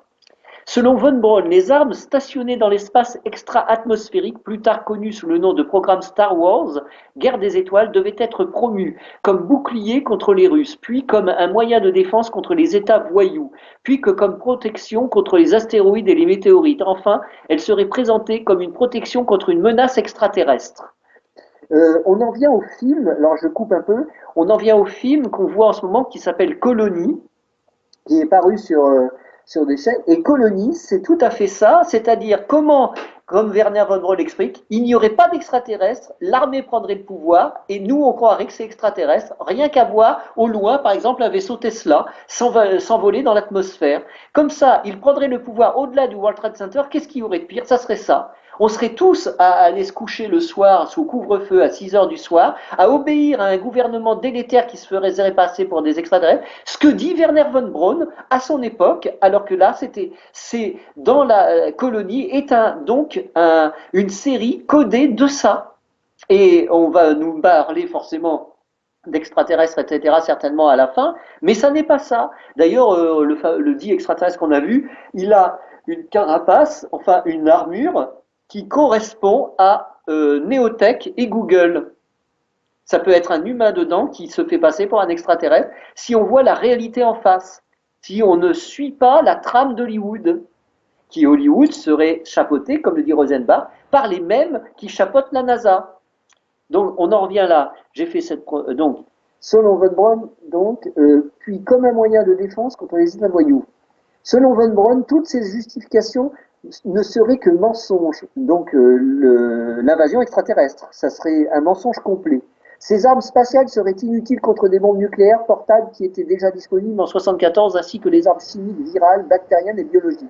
Plus important encore, von Braun a dit à Rosin que nous possédons déjà la technologie pour construire des véhicules à antigravité et des systèmes de transport complets qui n'exigeraient pas de carburant ni fossiles. Au lieu de ça, ils utilisaient des rayons d'énergie éliminant toute pollution. Donc là, on est vraiment dans ce que j'ai découvert, qu'en fait, si on a les énergies Tesla, on enlève la pollution, on enlève les tempêtes, les tremblements de terre, on devient une humanité interplanétaire. Elle existe déjà, elle a été vendue à une élite qui sont des mercenaires.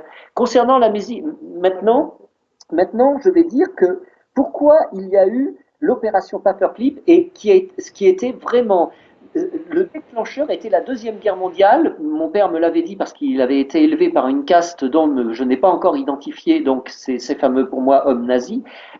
C'était des gens très très riches, donc ça j'en parle dans mon deuxième tome. Il n'y a pas, je suis désolé pour ton collègue, comment il s'appelle, celui qui fait les repas ufologiques. Oui, Margret, je suis désolé pour Margret. Et il croit que je suis un obsédé que je suis par les gouvernements, comment on peut dire, mon père, etc. Pas du tout. J'ai découvert réellement ce que Werner von Braun, alors que moi je suis pas un agent secret. J'ai découvert vraiment cette vérité qu'on découvre, que Werner von Braun et Rosin ont dit, alors que je ne connaissais pas ça. Hein. Là, je te le dis, je te le donne en frais de ce que j'ai découvert. Et c'est vrai, il faut comprendre que Nikola Tesla, en 1907, avait les plans d'engins hyperboréens et pouvait les reconstruire. C'est pour ça que René Cousinet, qui a construit sa propre soucoupe volante, qui voulait faire lui aussi une humanité interplanétaire, a été assassiné. Et donc, après sa déclaration à Paris Match, quand il allait faire son disque de 30 mètres de diamètre, donc il faut d'abord voir les choses à notre propre porte pour pouvoir se porter garant de ce que l'on est. On ne peut pas dire que c'est des extraterrestres quand tu n'as pas serré la main à un extraterrestre. Par contre, si tu as serré la main à un nazi au petit doigt raide, tu peux dire qu'ils peuvent piloter des disques volants. C'est vrai, puisque j'ai même une amie qui a vendu son logo d'une galerie à Monaco et qui l'a vendu justement à une femme avec son petit doigt raide, une russe blonde aux yeux verts.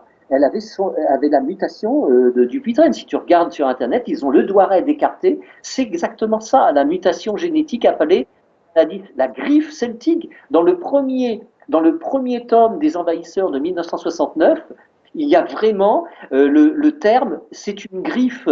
Et la griffe celtique, on la connaît comme étant la mutation inconnue de Guillaume Dupuytren, qui a soigné des tas de Nordiques, dont les nazis, les werewolves, avaient cette mutation. Donc quand McIntyre a vu débarquer les régénérateurs à énergie ionique et régénérateurs cellulaires à énergie ionique et les transformateurs et ce qu'on appelle les convertisseurs discoïdaux de Nikola Tesla, il a fait sa série.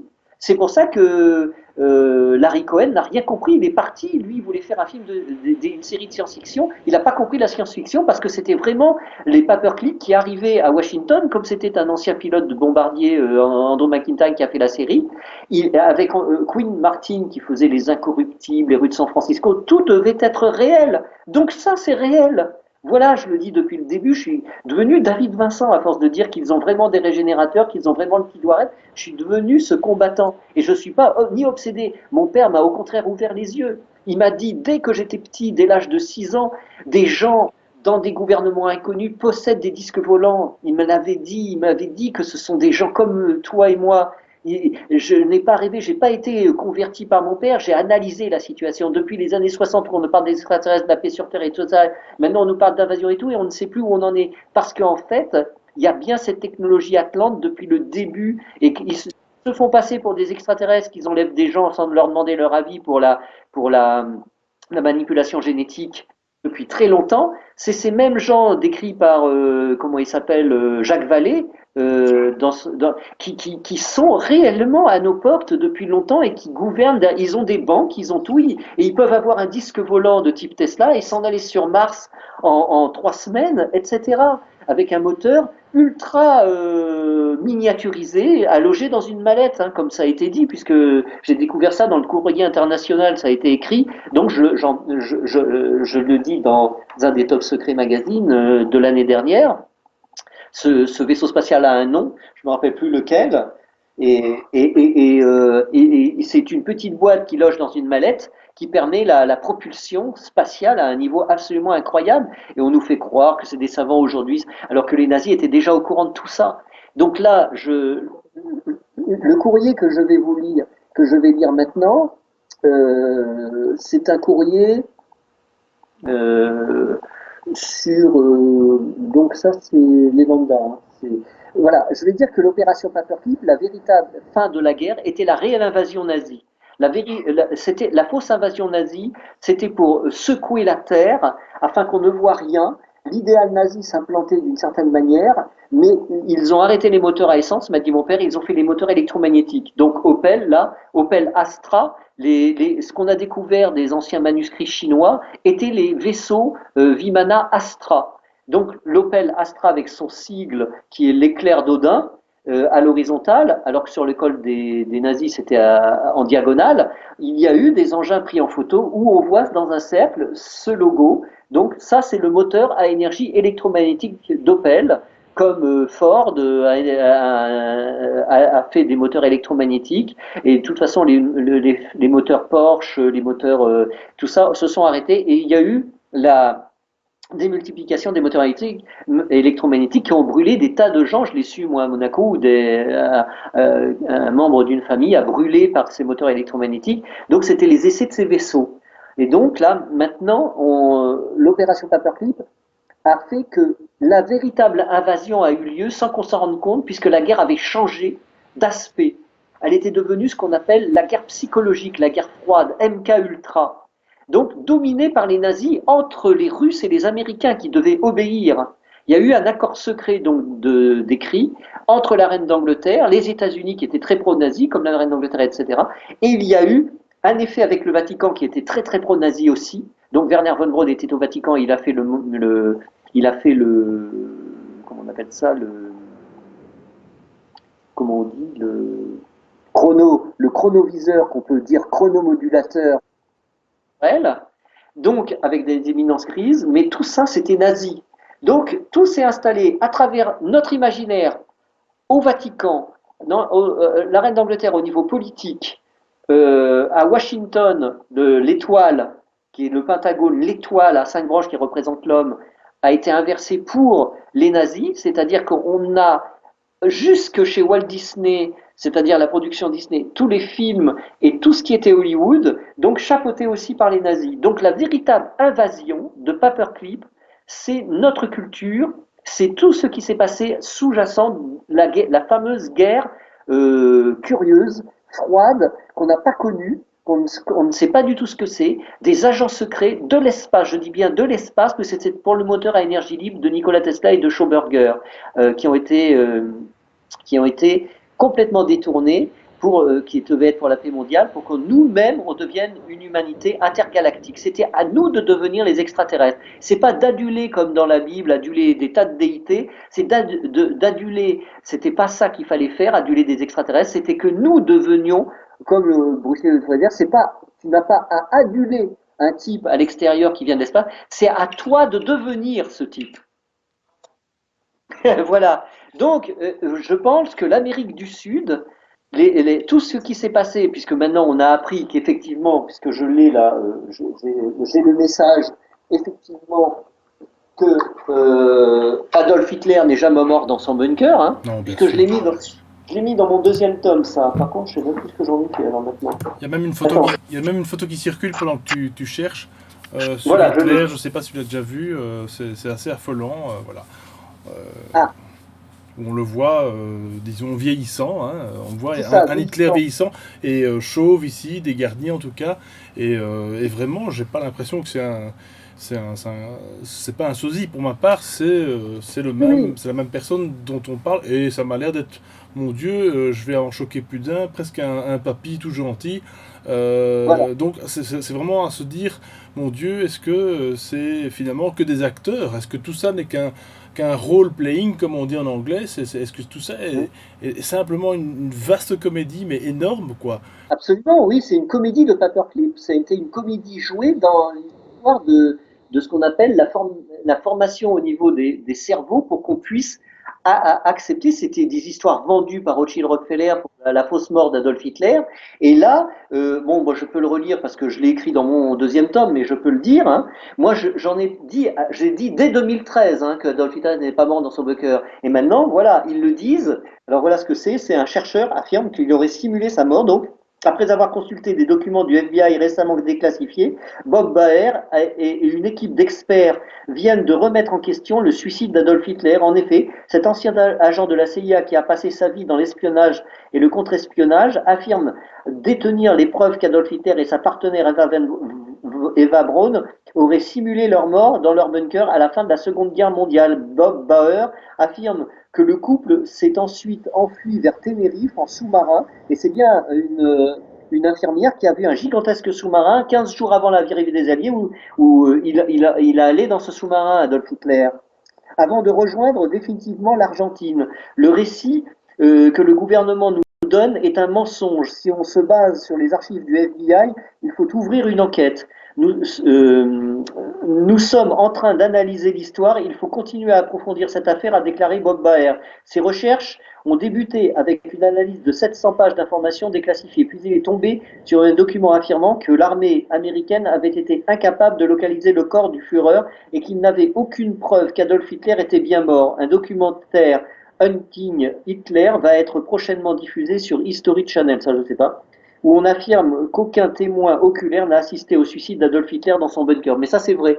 Donc, moi, ce que j'ai dit quand j'ai reçu le prix du meilleur livre étranger, c'était en 2013, je dis qu'Adolf Hitler n'est pas mort dans son bunker, que tout ça. Donc, je pense que le représentant d'Adolf Hitler, comme il avait fui en Amérique du Sud, Adolf Hitler, je pense que Werner von Braun était un représentant actif d'Adolf Hitler sous couvert de la conquête spatiale. En arrière-plan, il circulait des tas d'informations à travers l'ANENERB, tout ce qui était l'ésotérisme. Comme j'ai lu tout à l'heure que c'était un ésotérisme à la NASA, c'est le même ésotérisme nazi qu'il y a à la NASA et qui nous cache, c'est l'ANENERB. C'est pour ça qu'ils ne veulent pas parler de l'ésotérisme et qu'ils nient le visage, qu'ils nient le Tholus, qu'ils nient le mur et qu'ils nient la cité qu'il y a sur Mars et qu'il y a tous les ennuis de tout ça si on fouille tout ça. Alors, je vais lire quelque chose qui correspond pour moi à l'invasion en Amérique du Sud des disques volants, puisque même von Braun connaissait ces disques volants, on l'a vu tout à l'heure, et il y a les fameux disques volants qui paraissaient en revue sur les revues nazies autrefois pendant la Seconde Guerre mondiale, il y avait de la fumée qui s'échappait derrière. Eh bien, on les retrouve en Amérique du Sud, ces disques. Après, beaucoup de gens ont dit il y a une fumée, une trace de fumée derrière. Ils sont en survol au-dessus des régions en Amérique du Sud. Eh bien, c'est ça, c'est l'invasion concrète. Pourquoi? Parce qu'ils ont trouvé des bases à construire. Il faut savoir que Werner von Braun cherchait pour le gouvernement américain des bases souterraines à construire, dont les hertz devenaient silencieuses à certains endroits de la Terre, les ondes hertziennes. Et donc, j'explique ça dans mon troisième tome. Ça veut dire qu'ils connaissaient même comment il faut pour ne plus être capté par des ondes. Certaines zones de la Terre les dissimulent. C'est incroyable cette histoire. À mon avis, ils connaissent même ce qu'il y a sur la Lune comme ça, au niveau des ondes, et même sur Mars. Je pense qu'ils y sont déjà, comme le dit Benjamin Fulford, celui qui est le journaliste d'investigation auprès des milliardaires au Japon. Il dit qu'avec tout le pétrole qu'ils ont, les Rothschild, ils peuvent avoir une base sur Mars. Donc c'est ça la réalité. C'est que il faut se méfier de dire que c'est d'extraterrestres tant qu'on n'a pas serré la main. Il vaut mieux voir l'aspect humain des choses, comme le disait Bruce Lee.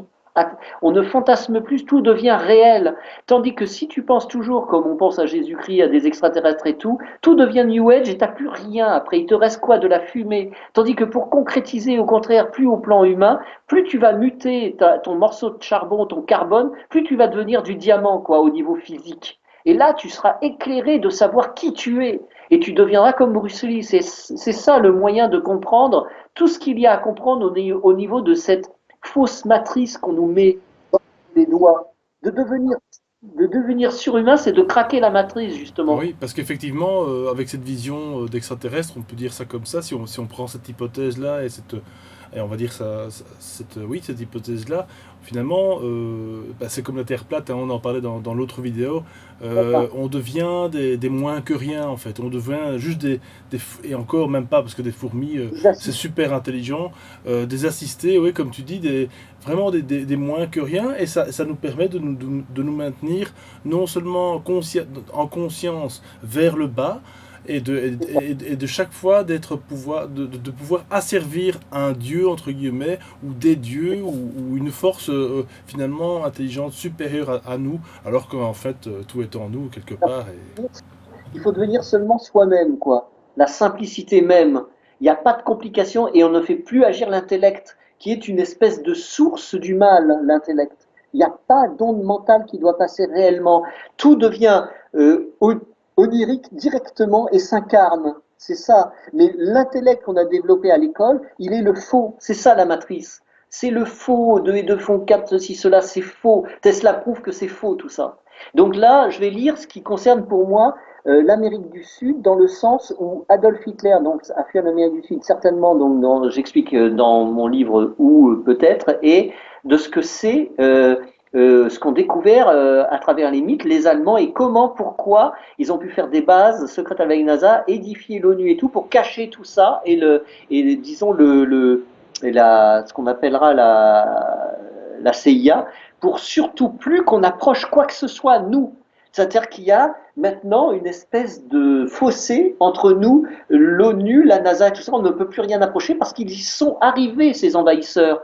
Les Vikings, ils n'y peuvent rien, la pure lignée viking, le petit doigt comme ça, ils détruisent les gens et ils envahissent tout. Et c'est malheureux ça, parce que c'est ça qui est arrivé pendant l'opération Paperclip. Et l'opération, le Paperclip a créé le scénario des agents secrets avec une fausse information à jeter comme graine dans la terre et une véritable information pour que le genre humain devienne fou et ne croit plus en rien. Voilà, c'est ça la guerre secrète de l'espace. Alors là, moi j'ai reçu un email, et je vais te dire ce que c'est, et qui encore alimente ce que je dis dans mes 2 tomes et comment voir les choses directement.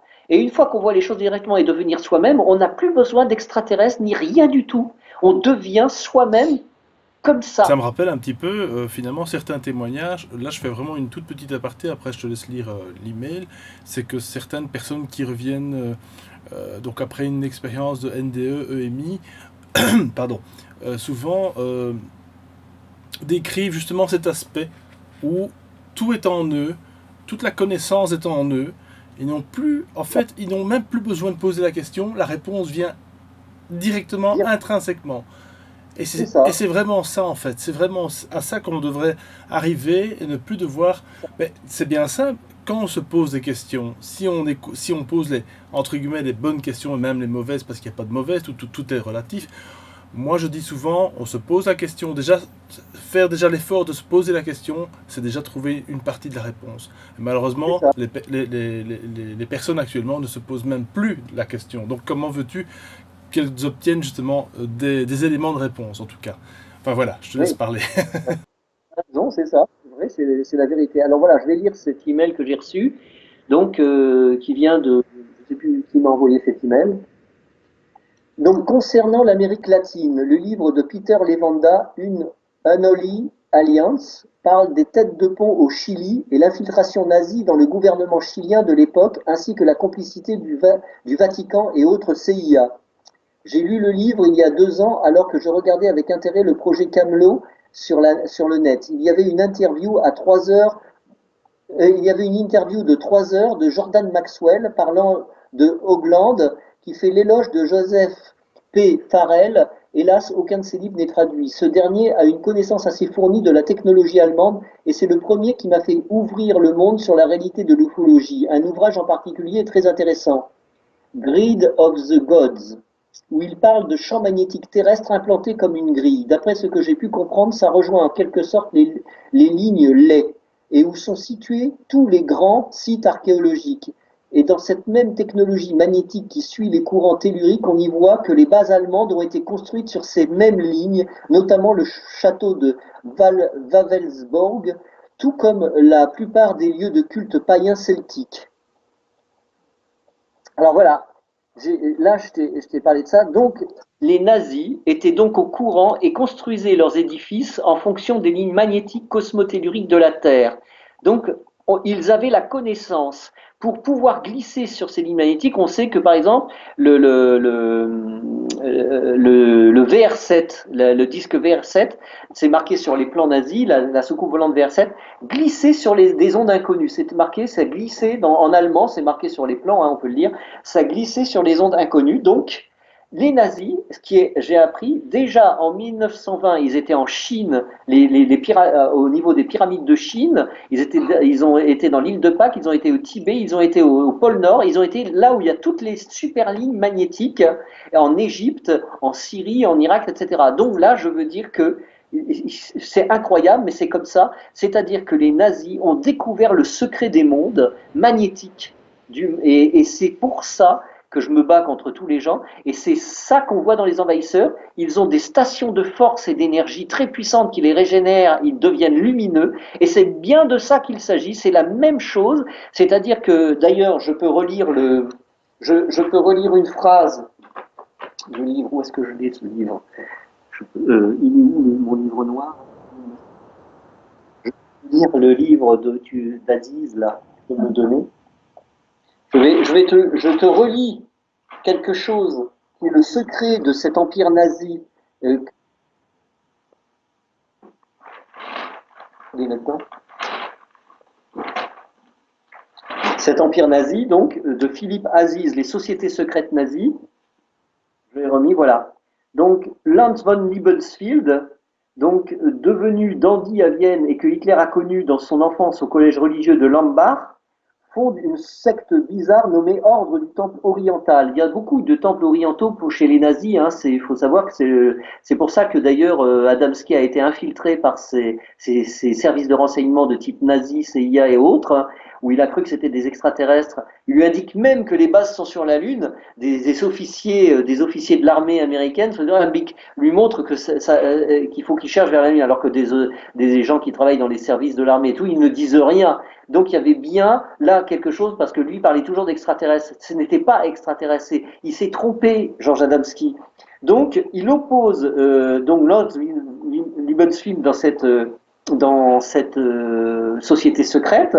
Il oppose la race des héros ariens, blonds aux yeux bleus, chef-d'œuvre à l'image des dieux, dotés d'organes électriques, de stations de force et d'émissions. C'est tout à fait les envahisseurs. Mais ça, c'était à l'époque d'Adolf Hitler que ceci est dit. Donc là, il ne se serait même pas, Lord von Liebesfield, s'il avait vu la série Les Envahisseurs, il serait dit, mais j'avais raison, c'est ça, omniscient, donc souverain, sage et tout-puissant. Alors sage, ce qui se passe, c'est que cette sagesse est dite par les francs-maçons comme étant une sagesse intellectuelle, mais ça n'est pas une sagesse. Il y a une invasion, et c'est une élite qui possède ces stations de force et d'émission, donc ce qui est la série Les Envahisseurs. Donc des gens dotés d'organes électriques, c'est bien dans Les Envahisseurs parce que leur corps est artificiel. Ils ont un courant électrique en eux, ils deviennent lumineux. C'est exactement ce qui se passe dans les ovnis pour devenir le surhomme. Donc les stations de force et d'énergie peuvent être partout sur la Terre. Moi j'ai vu un de ces disques à 3h du matin, donc David Vincent c'est à 4h du matin, il a survolé ma voiture, donc on était avec deux. C'était les mêmes qu'Adamski et celui qu'on voit dans la série Les Envahisseurs. Il tournait sur lui-même, c'était magnifique à voir le balai aérien, et à l'intérieur de la cabine où il y avait des hublots au-dessus, ça tournait dans un sens comme la tourelle tourne dans Les Envahisseurs, et ça jetait des faisceaux qui allaient loin, sur une centaine de mètres dans l'air, et ça faisait un balai absolument aérien, il était complètement comme du diamant, et c'était cette énergie-là qui est mue, qui fait que tout devient du diamant, même l'être humain à l'intérieur. Un être humain peut paraître extraterrestre alors qu'en fait c'est un humain galactique. Donc voilà, on devient des humains galactiques quand l'énergie galactique nous traverse et on guérit et on devient hyper dynamique. Et Bruce Lee avait approché cette force, cette espèce de conscience à travers la science du cobra d'or, c'est-à-dire la science du serpent qui est en fait entre les organes, qui sont des ampoules, les organes sont des ampoules, le cœur, le foie, la glande pinéale, etc. Si ça s'allume, on allume un circuit imprimé qui s'appelle le serpent véloce. Et c'est ce serpent qui est le dragon d'or, en fait. Et c'est cette recherche-là qui doit aboutir chez l'être humain au final. Et ça n'a rien d'extraterrestre, c'est pour tous les mondes, dans la puissance des mondes, c'est l'énergie magnétique, l'énergie ionique, c'est-à-dire la ionosphère qui vient en soi. Ok. C'est ça. Et donc je conseille aussi, notamment, finalement ça rejoint un petit peu ce que tu dis, hein. Dans la série La quatrième dimension, vraiment de Twilight Zone, vraiment je conseille aux personnes d'essayer de revoir cette série des années 50, hein, je précise, hein, pas celle qu'ils ont fait dans les années 90, 80 en couleur là. Et donc Rod Serling, qui avait donc instigé cette série. Je mettrai le nom de l'épisode ici en bas dans la vidéo parce que je ne me souviens plus exactement. Il y a un épisode notamment où on voit en fait au début ça commence comme tel. Donc on voit une série d'humains aller dans une sorte de zoo, de parc zoologique. Et mais ce qu'on ne sait pas, c'est que dans ces cages se trouvent d'autres humains. Et il s'avère que l'épisode nous fait comprendre petit à petit, parce que c'est très fin, moi j'aime bien cette série, parce que voilà, on ne sait jamais comment ça va se terminer, et en fait on devine petit à petit, au fur et à mesure qu'on voit l'épisode, qu'en fait les personnes qui sont enfermées dans les cages sont en fait des êtres humains comme vous et moi, et que ceux qui les observent en fait ont exactement la même apparence. C'est ça. Et ils nous font, en fait, ils font passer, si tu veux, les personnes qui les observent donc dans la cage, si je me souviens bien, comme étant soi-disant des extraterrestres, alors qu'en fait, ils ont exactement la même apparence. Sur Vénus, non? Peut-être. Ouais, je crois. Je remettrai la référence exacte parce que je me souviens plus trop du scénario, mais c'était assez flagrant. De se dire, voilà, on aurait pu s'attendre à des petits hommes gris, verts, etc. Et non, là, c'est l'épisode, ils nous font vraiment bien comprendre qu'en fait, les dits extraterrestres ont exactement la même apparence que nous. Donc là, je te rejoins par rapport à tout ce que tu dis. Effectivement, c'est à se demander, voilà, si au final, ces soi-disant extraterrestres, en tout cas, être venus d'une autre planète, ce ne sont pas que, entre guillemets, que des êtres humains, mais qui ont évolué, transcendé, ou en tout cas une partie, une élite, parce que voilà, c'est pas monsieur et madame tout le monde, ont su atteindre donc, voilà, ces cieux ou ces autres planètes, de toute façon. En fait, rien n'est impossible. Moi, je dis encore une fois, il faut toujours tout remettre en question et ne pas avoir peur de sortir de son confort, de tout ce qu'on nous a appris, parce que c'est toujours le même problème. Voilà, on ne veut pas, par égocentricité, sortir de certaines vérités, de visiter d'autres sensés, comme je dis toujours. Et c'est ça, en fait, qui fait peur, finalement, au petit être qu'on est dans sa petite boîte, dans son confort. Et malheureusement, non, moi, je dis, il faut vraiment essayer de tout remettre en question, sans pour autant, voilà, chacun a son rythme, hein. Je pense qu'encore une fois, tout est question de fréquence. Et voilà, il y a des personnes qui sont là, ici, sur la chaîne, pour essayer de nous éclairer un petit peu dans tout ça. Mais en tout cas, c'est un fabuleux de travail, en tout cas, hein. Merci, Tant que ça ne t'empêche pas de dormir quand même un peu de temps en temps, Peter, hein. Justement, alors donc c'est à propos du livre. Donc ce livre, ça concerne tout ça. Le livre, les envahisseurs, les pions humains du jeu d'échecs de Mars. Donc il faudra que je dise aussi que si des gens ça les intéresse, on veut bien une précommande pour nous aider dans notre Thundervril, dans notre association Thundervril, une précommande. Et là, je peux dire, ils peuvent écrire à l'association Thundervril, quoi. C'est boîte Ah, on t'a tout envoyé, Ouais, hein. ouais, je On t'a mettrai tout... toutes les références, t'inquiète pas. Et donc, le bouquin ici donc fait 25 euros. Il faut compter combien, plus ou moins, avec les frais de port en France, du moins, ou en Belgique aussi. Ah, En tout, une dizaine d'euros, on va dire. on a mis 30 euros en tout, nous, Voilà, c'est à ça. l'avance. Voilà, ok. Donc c'est franchement abordable et pour un bouquin qui sort vraiment du. Comment dis-tu? Ça sortira de l'ordinaire et ça sera un beau livre parce qu'il y aura plein de photos pour l'anniversaire et des envahisseurs, de la série des envahisseurs, et on verra aussi des dessins pour, comme pour un storyboard. Donc D'accord. c'est très complet, Est-ce quoi. que par rapport au sujet de Bruce Lee que tu as évoqué justement au début de l'interview, est-ce qu'il y a aussi un bouquin de prévu avec ça, je pense, hein? Et c'est presque fini le livre de Bruce Lee, oui, ça sera donc un peu plus tard, il y aura le livre de Bruce Lee, donc c'est pour ça que je t'enverrai, on va t'envoyer la photo de la couverture pour montrer ce que c'est, pour montrer ce que c'est au moins, tu auras la photo de la couverture. D'accord.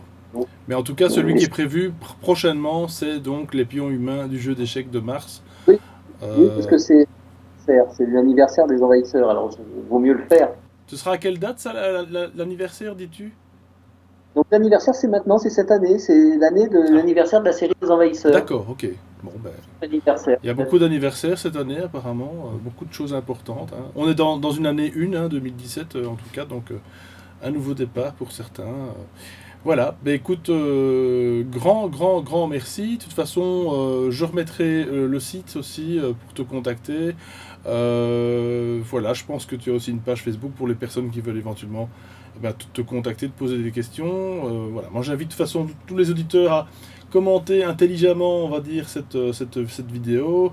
On est ici disons, créer le débat. C'est jamais pour imposer une idée, hein. C'est loin de là ce que les Sentiers du Réel, disons, proposent. C'est vraiment simplement voilà, de proposer plusieurs sentiers. Et Peter fait partie de cette aventure. Et donc tu es le bienvenu pour nous parler, pourquoi pas, de ton bouquin sur Bruce Lee très prochainement, dans les mois qui viennent, dans les semaines qui viennent. Et voilà, Voilà.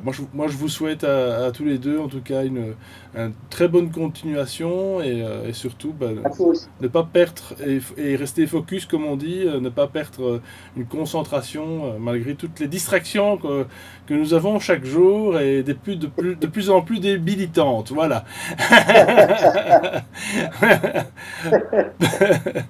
Et, tu la connais la série Grimm, toi, cette série Grimm?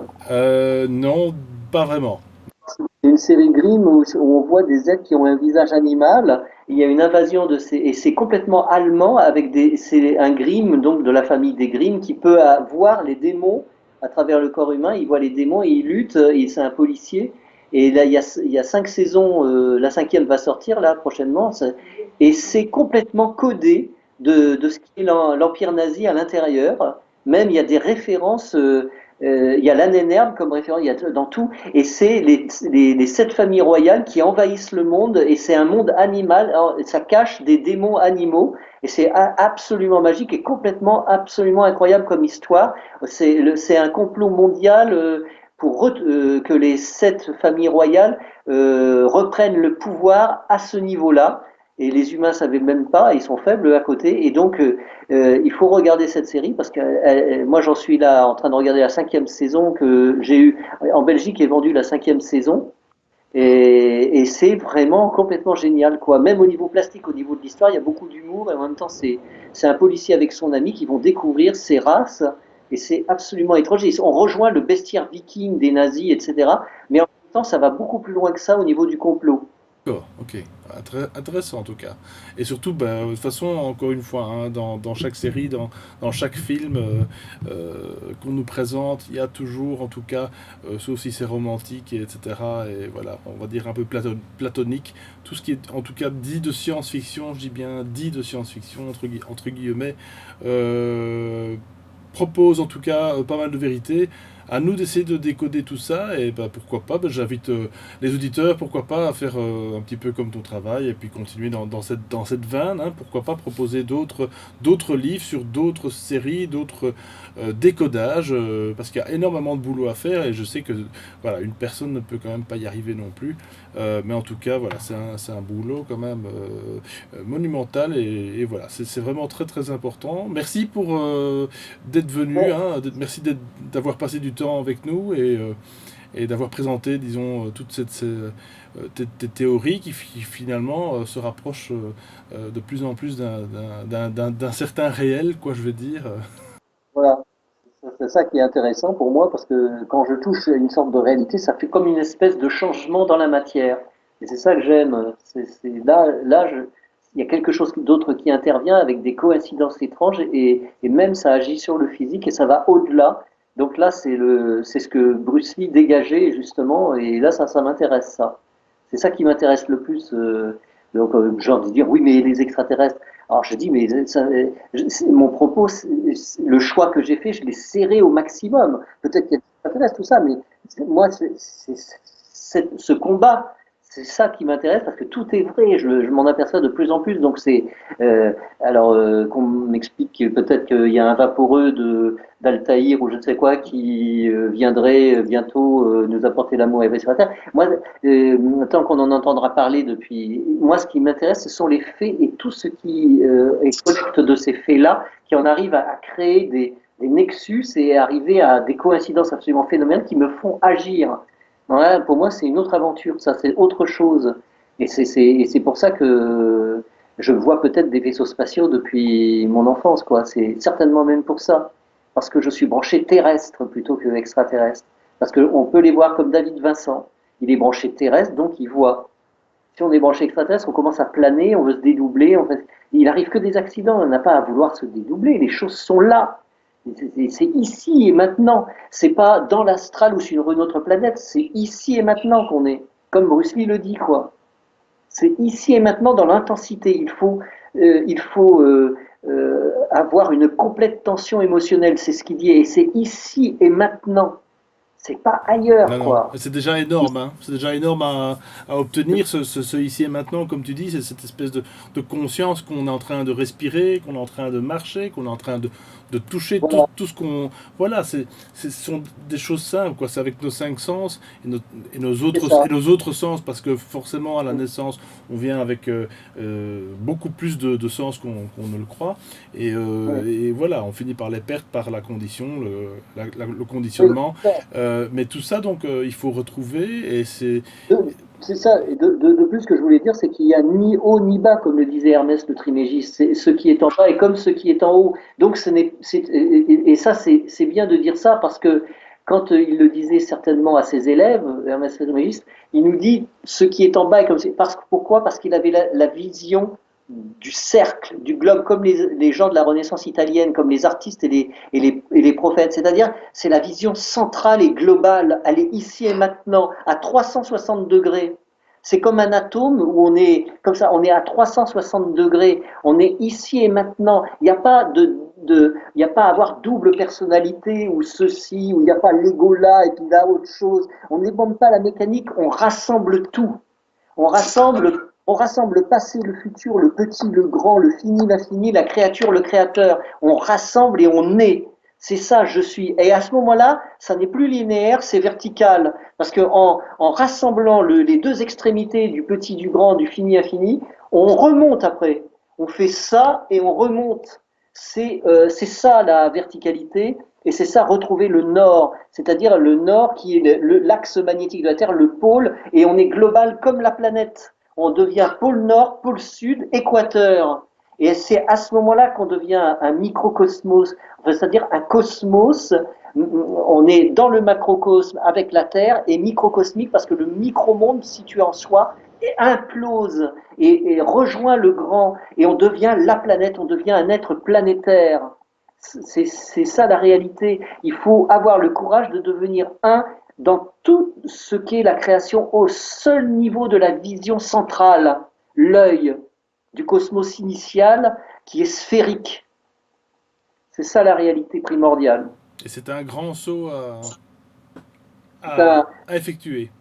Oui, disons que c'est un saut via l'intérieur et pas se projeter à l'extérieur. C'est l'ego qui veut être dans l'astral. D'ailleurs, il y a une parole de la Bible qui montre qu'il ne faut pas aller dans l'astral. C'est dans un moment donné, quand il va dans le désert, le Christ, et tout à coup, il se retrouve au sommet d'une falaise, je sais pas, et puis il dit, jette-toi du haut et mes anges te porteront, etc.